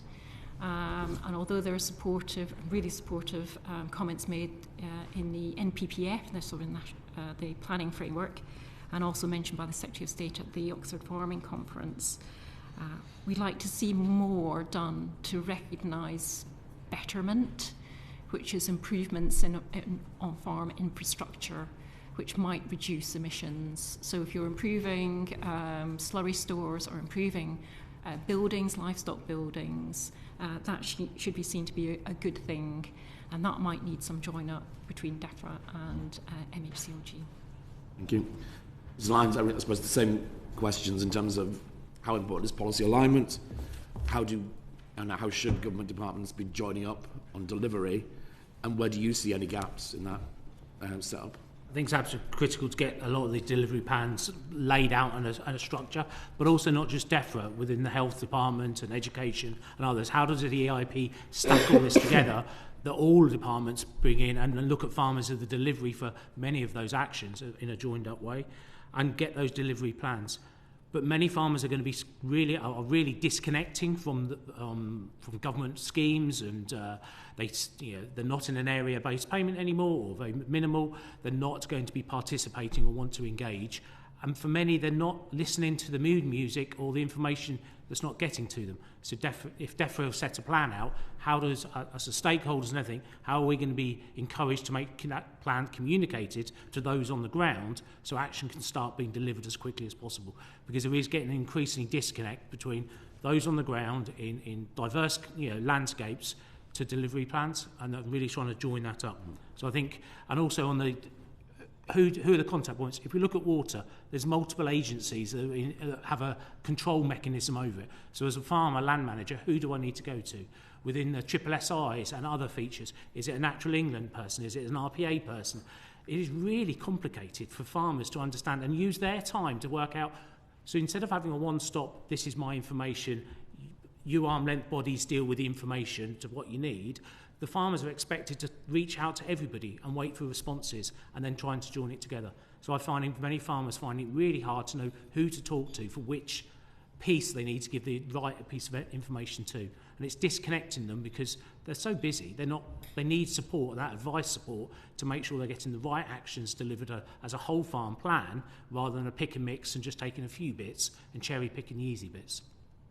So just to pick up on that then, in terms of, we've already been in terms of talking about government departments having to work together to deliver, but it's also about the interface in terms of how farmers make contact with government, in terms of who do they make contact with. So it's that idea you're saying of a one-stop into the one little point in. So it's not just about them joining up, but it's also how then do people communicate with them. Yeah.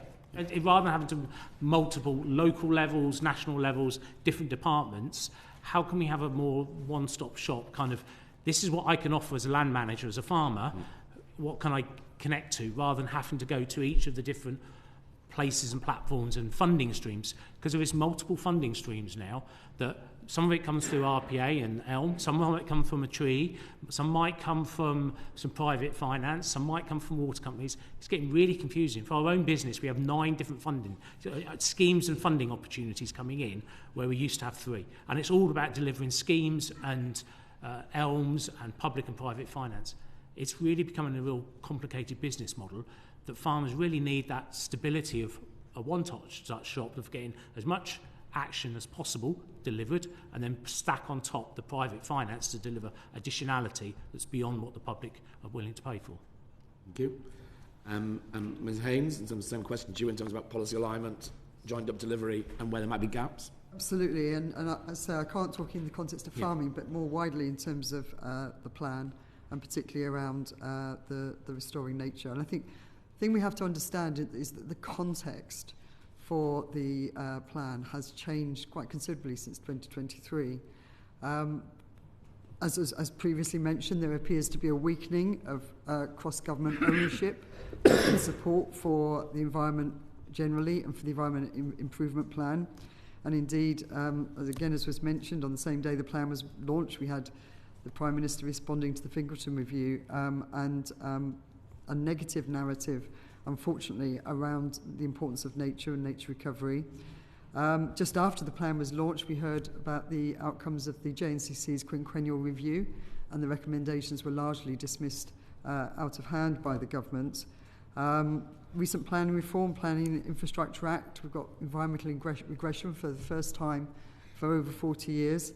And we're discussing now, potential changes to habitats regulations assessment that will, and other remaining environmental policies and regulations, which will basically make the job of achieving the targets in the Environmental Improvement Plan much harder. Again, as heard in the previous panel, the environmental principles that every government policy is supposed to take account of, there's very little transparency or evidence that that is the case. And the Environmental Improvement Plan overall, I think, relies too heavily on DEFRA. I think almost 90% of the commitments relate to DEFRA, and where there are actions allocated to other departments, they're generally quite weak. And if I could give MHCLG as an example, sorry, MHCLG, it has quite limited actions assigned to it, making sure that local planning authorities take account of local nature recovery strategies doesn't actually require any outcome to be achieved through that. Maintain current protection for ancient woodland and veteran trees in the MPPF, not to improve protection for ancient woodlands and veteran trees. And the current MPPF protects all irreplaceable habitats with loss or deterioration only in exceptional circumstances. And misinformation is allowed to proliferate unchecked, I think, across government. I think DEFRA needs our help to explain to other government departments why nature matters. And there's so much evidence, both in terms of the positive benefits that nature can provide, but also the risks of biodiversity loss to business, both in the UK and more globally. English nature assets alone are valued at 1.3 trillion, for example, and nature-related risk could shrink our GDP by 3% over the next decade. To some extent, I feel when we come along to this committee, we're talking to, if you'll forgive me saying so, the environmentally literate, and we need to go beyond that. We need to be talking to other committees or helping DEFRA talk to other committees. We need to be talking to those committees serving the built environment about how the built environment can deliver for nature in ways that deliver for the built environment as well. We need to be talking to health committees. Nature itself can delivers over, I think, £800 million worth of benefit to health through pollution control, let alone benefits, for example, for mental health and obesity. We need to be talking to those committees and helping government talk to those committees to say, look, environment protection, environmental recovery is not a burden. It can help deliver multiple objectives. So we can show you how, we can help you, but you then need to align your policies, your legislative agendas, because this has to be a cross-government priority, and it doesn't seem to be at the moment. And you mentioned, in terms of DEFRA's role, obviously, as the lead, and one of the things you said there is support, you said from us, in terms of, I presume from, in terms of the wider network of people interested in these sorts of issues. But does DEFRA have the necessary levers to deliver on the plan? No, I don't think it has. I don't think it has the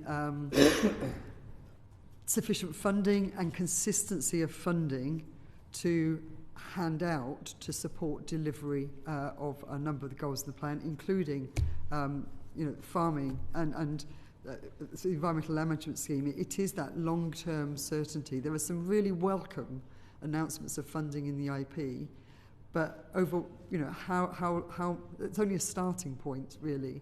So funding would be a really big lever to pull.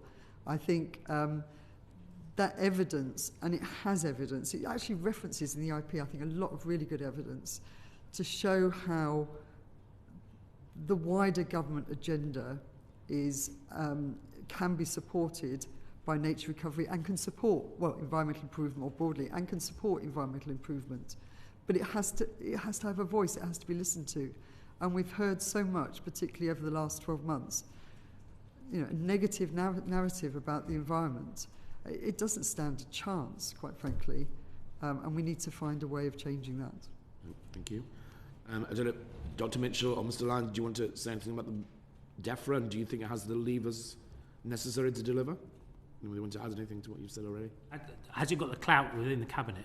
Right. I mean, it's seen as, it's always the bottom department, and it's the junior, it's not the champion. Actually, DEFRA, nature, climate, is actually critical for the UK economy and everything else. It should be the one being championed, not parked in the corner. And it's how does it get a stronger seat around the cabinet to have a stronger voice, and it'd be really welcome to have the Prime Minister really starting to champion it, rather than use language that kind of puts a negative tone to it, and kind of language of it's blocking development and growth, where it should underpin it, particularly as our climate changes, because we're running out of time to really put the foundations into our landscapes that deliver the growth and the opportunities for nature and the economy going forward. And that's got to be critical for farmers. Farmers are 70% of our landscape. We need to really encourage and incentivise those farmers to see their role as delivering those outcomes. Dr. Mitchell? Yes, thank you. We've already talked quite a bit about ELM, but just to finish on ELM, so the Environmental Land Management Scheme, one of the things that I think is absolutely critical is clarity and transparency around the farming budget. We don't have that at the moment. I think that's really important. And coming back to Martin's point about those expiring agri-environment schemes, we need to be able to plan. And if we don't have clarity on the budget, it's very difficult for us to be able to argue for the right actions, the right activities, and for farmers to plan as well. So that's critical. I guess the other major farm funding aspect relates to private markets and private finance. And we're very much supportive of private markets. And, they're clearly, as we talked about in the previous session, or was talked about in the previous session, really important potential to deliver some of the environmental improvement plan statutory targets. And I think we need to understand some of the challenges and some of the blockers, but also the opportunity, the potential around private markets. And we're all working very closely with DEFRA, the Treasury, and also BSI as well. I think one of the difficulties is that currently, beyond developers, it's really uncertain or unclear what that demand is in that private market space. So we've got developers, clear there's demand for biodiversity net gain and for nutrient neutrality, but beyond that, I think it's a little bit unclear. I think there's a lot to do in that area to try to support further investment in private markets. And one of those things is around making sure we've got clear standards and clear rules, so everyone knows what they're working towards and the fact that the goalposts won't change. So beyond that, there may also be a role for insetting, and what can the government do to enable or to support insetting, so encouraging supply chain incentives or better agreements for farmers so they're rewarded for more sustainable production and more sustainable activity. So I think that's an important element, and more work to be done still around baselining, helping farmers baseline, monitor, and to be able to report. I'll leave it there. Thank you. I mean, picking up on what you're saying there in terms of around, first of all, you mentioned certainty around funding. And Mr. Lyons, you previously mentioned about the multiple funding schemes and so on. So there's obviously issues around funding. But I suppose just to bring back to one more fundamental question would be, is there enough funding in order for farming to deliver what's needed in terms of with regard to the EIP? And Mr. Lyons, do you want to answer that one? I'd say no. We've got the same budget we had 10 years ago. With inflation, it's roughly half. And all of the various organisations say it needs to be roughly doubled. And then we need to stack in private finance as well. If we want farmers to deliver within this EIP 7%, but that only halts nature's decline. If we want recovery, it's about 10% plus across farm landscapes in the majority of farms, focused on delivering environmental outcomes. That's at a cost. As a farmer, I can't afford to deliver that if it's not benefiting my business. I'll deliver good outcomes that increase pollinators and predatory insects that support my business and healthier soil, but the additionality, the public goods, what society needs, that needs rewarding. And we currently haven't got the budget. It's not set within this Parliament, so we know we're not going to see it extended. So the hope of getting the right outcomes at a whole farm approach on farm, I think, are pretty limited. And we've currently got so much money tied up in previous schemes that were not managed very well and not delivering the right outcomes. And we really need to focus, what does nature need investment in, and how much does nature need, and what is the investment to improve farming outcomes around the whole farm and the whole, all of the soil and everything else. So we need more money, basically. Dr. Mitchell? Yes, thank you. And I perhaps answered part of that question in my previous answer. But I would add that there are other schemes that support farmers and support sustainable production outside of ELM, and perhaps we need some greater clarity around those non-ELM funding pots. So, for example, slurry infrastructure grant. Will there be another round of that? It's currently uncertain.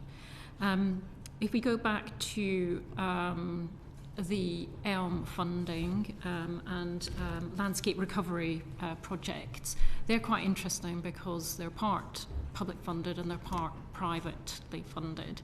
And I think one of the challenges that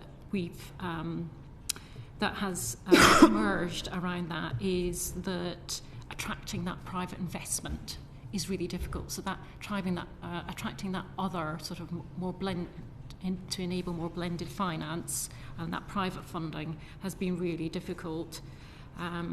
So I think there's some work to be done there to look at the landscape recovery projects that are currently ongoing and what are the lessons learned. How can we support or learn from the lessons and the challenges that we're currently experiencing in the landscape recovery projects that are ongoing at the moment. So in terms of that difficulty in terms of getting private finance coming in, what do you think is the underlying reason for that then? Is it about the certainty of current funding in terms of what are the issues that create that problem?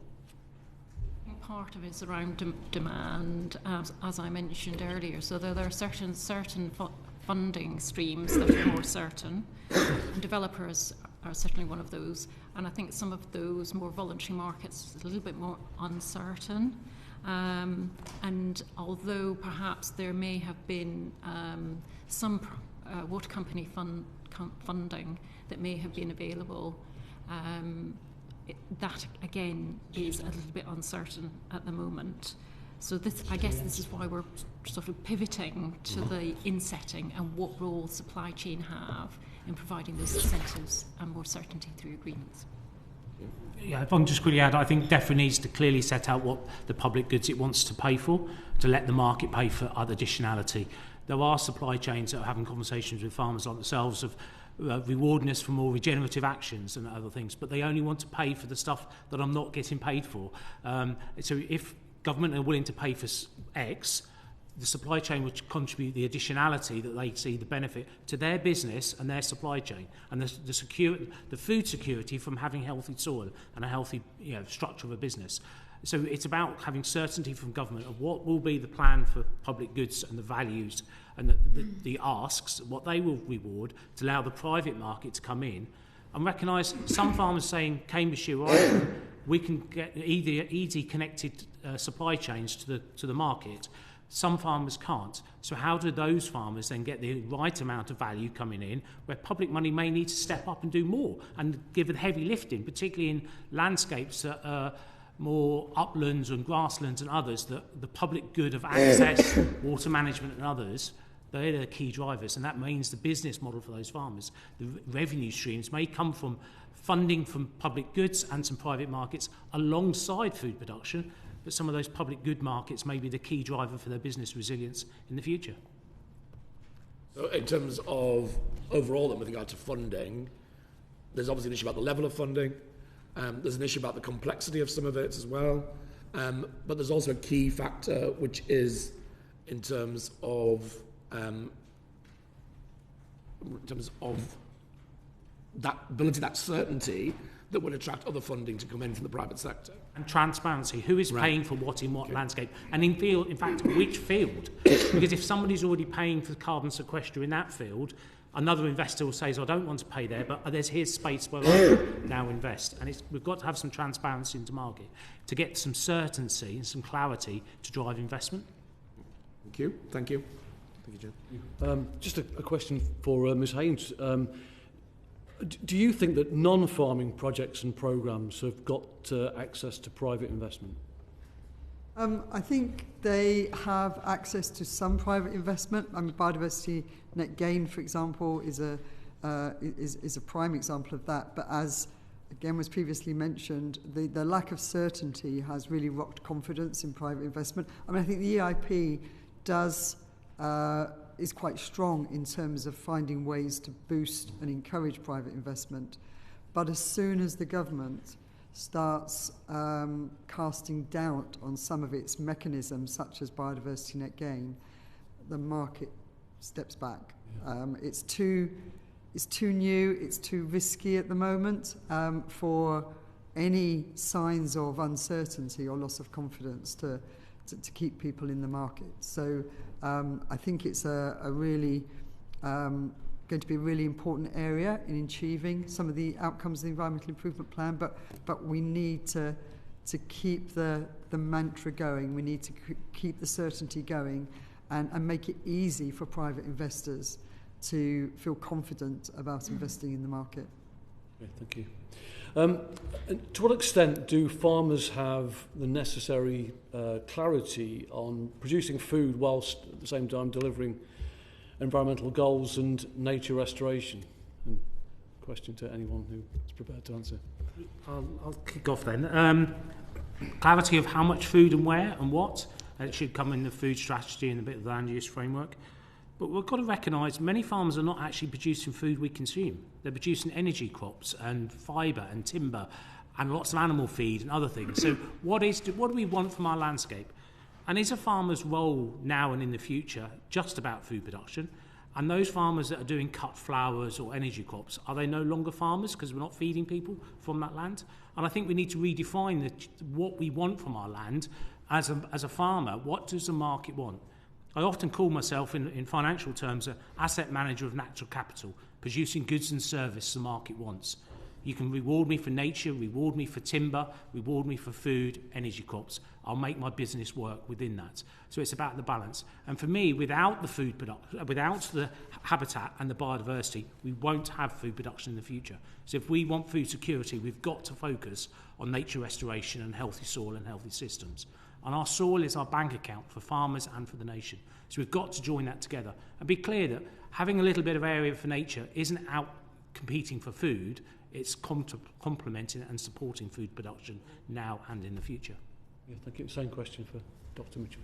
Yes, thank you. And I'd agree. And just going back to some of our previous comments, it would be really helpful to see the published land use framework and also the farming roadmap, which is meant to draw a lot of these things together.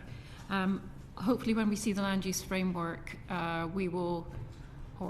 We certainly asked to see more emphasis on multifunctional land use. So there was quite a lot of emphasis in the land use framework consultation last year on that land use change, and that caused a great concern to farmers.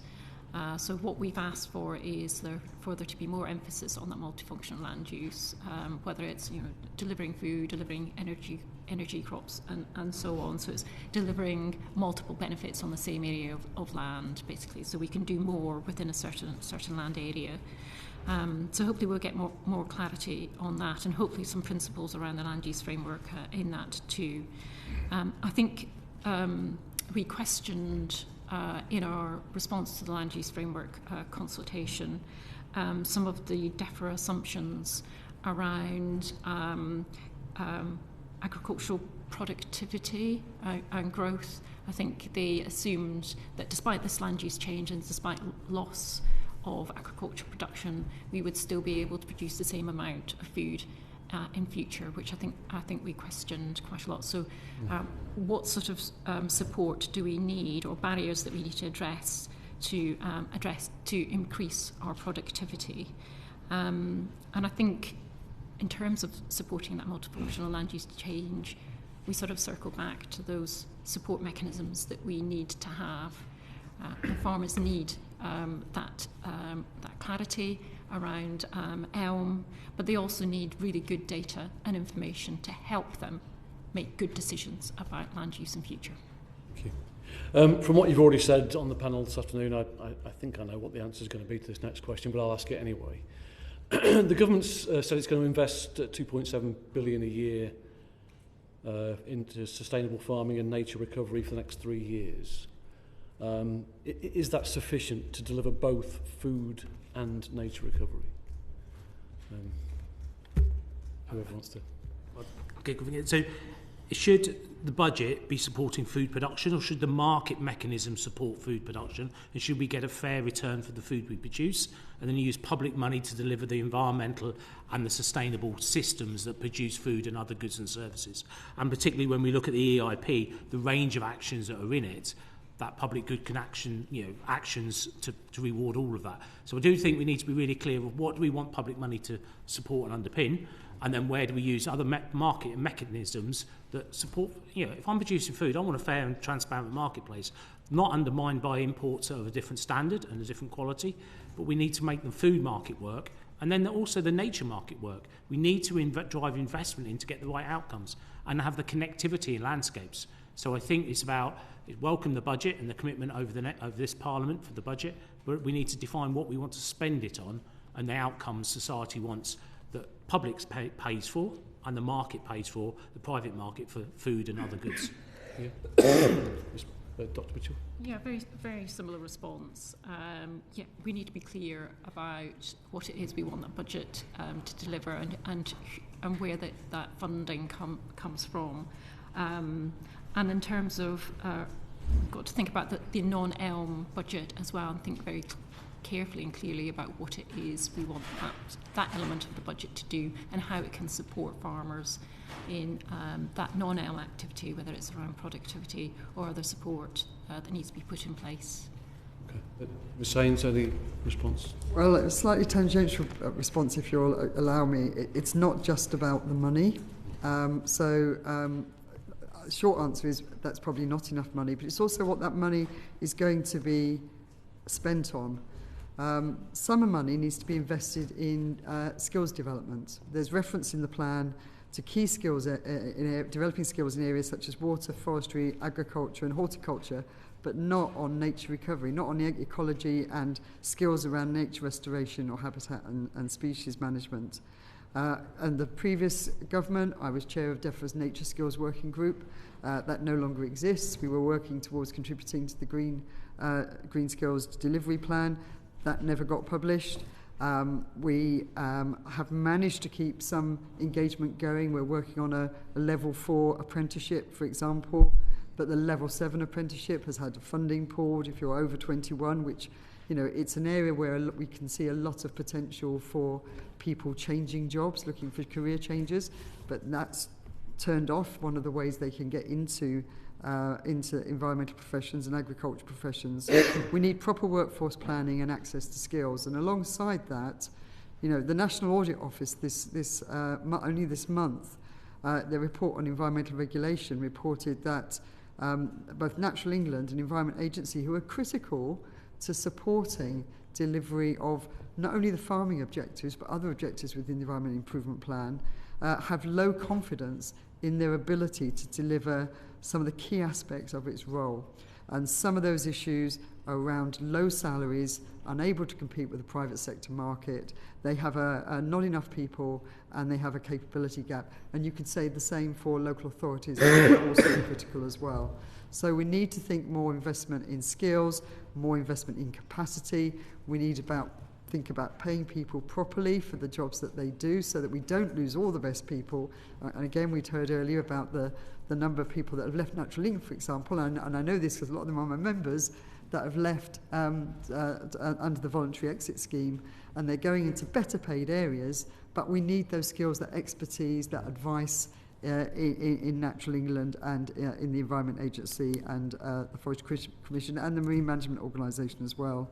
I'd like to also briefly touch on, if I may, the GCSE for Natural History, which campaign was started in 2011. We thought in 2022 it had been approved, but not quite. It's now been approved again in 2025.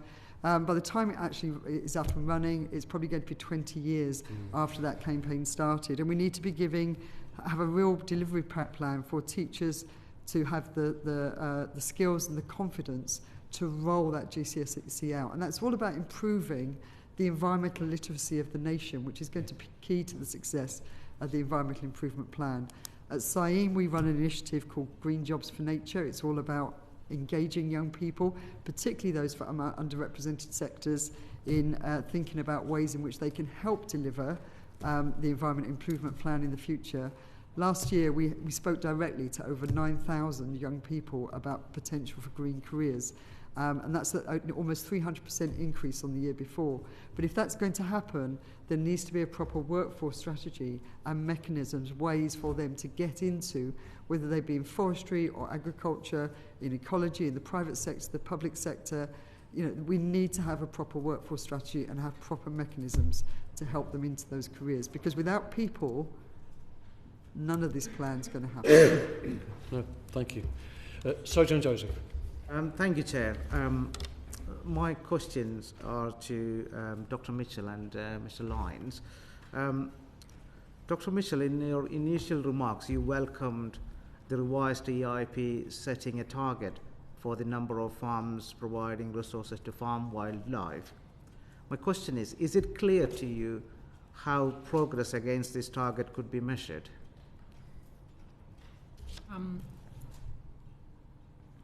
Good question. Not off the top of my head. I might have to go back and look at the EIP in a little bit more detail, but I'm certainly happy to come back and answer that question more fully in a written comment, if that's useful. I don't want to, because I haven't got the background and the detail. I'd rather come back to you if that's okay in a written comment.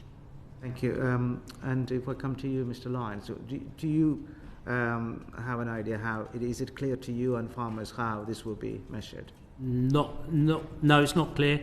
They want to double the numbers. So what is that package of actions those farmers deliver to make 7% of their land that delivers a range of outputs for nature? We have seen in previous scheme designs farms allowed to do up to 25% of their farm for one action, for a birdseed mix or something. Birds are great if they've got some birdseed. Where are they going to nest? Where's the habitat? It's the combination of actions. So I'm not clear and haven't heard how that is going to be measured and evaluated, that it's not just a tick box, farmers in a scheme and doing some actions. It's a combination of actions across the farm that delivers nature connectivity, because there's no point putting nature in the corner over there and Pluto over here. But also if that farm's doing good stuff and there's a gap, we need to join the stuff together. And hopefully the local nature recovery strategy can be part of that connections, but farmers need to understand what their role is again and who's coming to support them with advice to get the right actions. So I'm not sure how they're going to measure it. I'm not sure what combination of actions they want to stack to make the 7% work for nature. Right, thank you. So does this new farm wildlife target improve the clarity and ambition of the EIP when compared to the previous target? It's a watered down target because it was 10%, now it's 7%. 10% is about recovery, 7% is about maintenance, so yes, it'll halt nature decline. But let's be clear that there's no schemes for half the farmers are not in schemes. The schemes that are coming forward are going to be short-term 3-year schemes for many farmers that are not going to start delivering until 2 years down the line. And many of the farms with triple SI sites may not be able to get in funding support to deliver management for those triple SI sites. So I think if we're realistic, the chances of getting the delivery and the outcomes we want with the structure of design of schemes we have and the budget is pretty limited to get that traction and working in getting the outcomes we really need to see. So just if I can follow on that, do you think further measures needed to measure the impact of the actions on farm wildlife? We need baseline. What have we got and what are we improving? If you're going to drive public money and private money, what are the baseline measures we've got for biodiversity on farm? What have we already got? And that means we need assessments through digital audio, through people coming on farm to measure, and then target outcomes. The best schemes I've seen in the past worked where farmers knew what they have got or what they should have, and you put habitats in the landscape that work for those species, because then you get joined up outcomes. So what have we got? What's the baseline measurement we're using? How do we record it to show improvements in future years to come? That public money was spent well and delivered well. Dr. Mitchell, anything to add, or are you going to include that in the written statement as well? Yeah, I'll make sure that I go back to the EIP and consult with colleagues and give you a considered response, because I think that's important. I'd agree with Martin certainly on baselining. I think I mentioned it earlier. I think there is more to do to help farmers baseline. I think DEFRA's got a really good project looking at harmonising carbon calculators and helping support farmers in certainly measuring carbon. But we probably need the same methodologies for water and also for biodiversity. So I certainly agree that we could be doing more on baselining on biodiversity on farm. And across the UK, because we can't just see this as an England thing. It's Wales, Scotland, and the shared islands, and Northern Ireland and South and Ireland. How do we make this all work? Because if not, we'll have perverse actions. So if we look at farmers in England, we've had the area base removed, where the devolved nations haven't. There is real complications coming with an internal market for nature and payments and structures, and where's the private market fit into that? The standard set of measures and data could really drive investment and the right outcomes. You want to come on that? Well, I just want to. I think it's essential that farmers are supported in this and get good advice. I think farm environment advisors can be key here, both in helping do that baseline assessment, but also passing on skills to farmers in relation to monitoring, so that they can do the monitoring, a lot of the monitoring and reporting themselves. Again, a few years ago, we developed a farm environment advisor competency framework, which kind of blended the ecology skills, the wildlife skills, with the farm business acumen, so that the advice they were giving was not just about nature recovery. It's about what's going to work well for your business and help you turn a profit as well. So I think we need to follow that line perhaps and make sure we're developing more competent farm environment advisors, do baseline assessments, but also pass on those skills to the farmers to then do sort of monitoring and reporting themselves, because it's very important. I think they have ownership of those, in terms of both what they do, but also then being able to see how well it's going and how to adjust and adapt, because you do need to adapt even the best laid plan. So, thank you.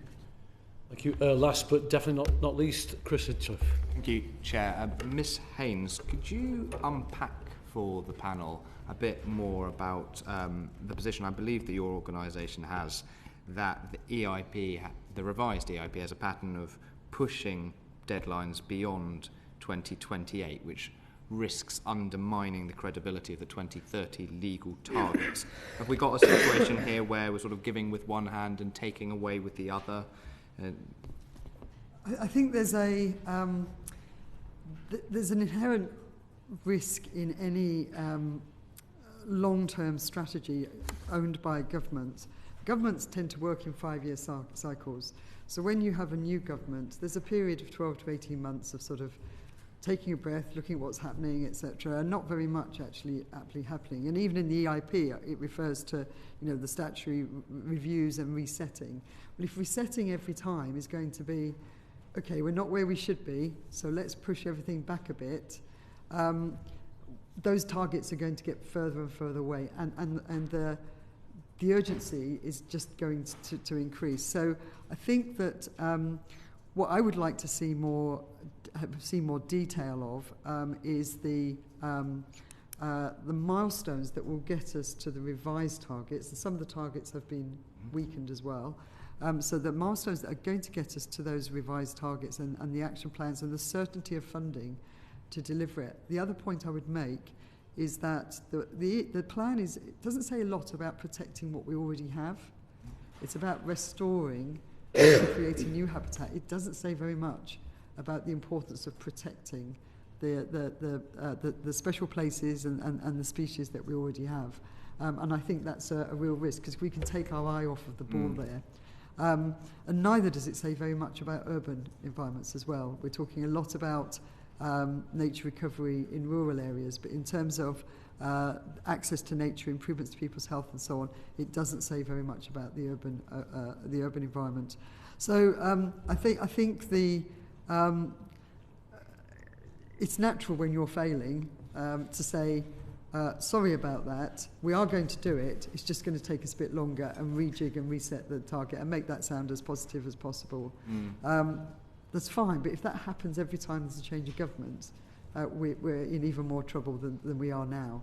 So there needs to be sort of some very coherent milestones, some real long-term funding commitments that then can be easily picked up by whatever government we have next. Thank you. That's really helpful about the milestones and the funding in particular. Just going to probe slightly further.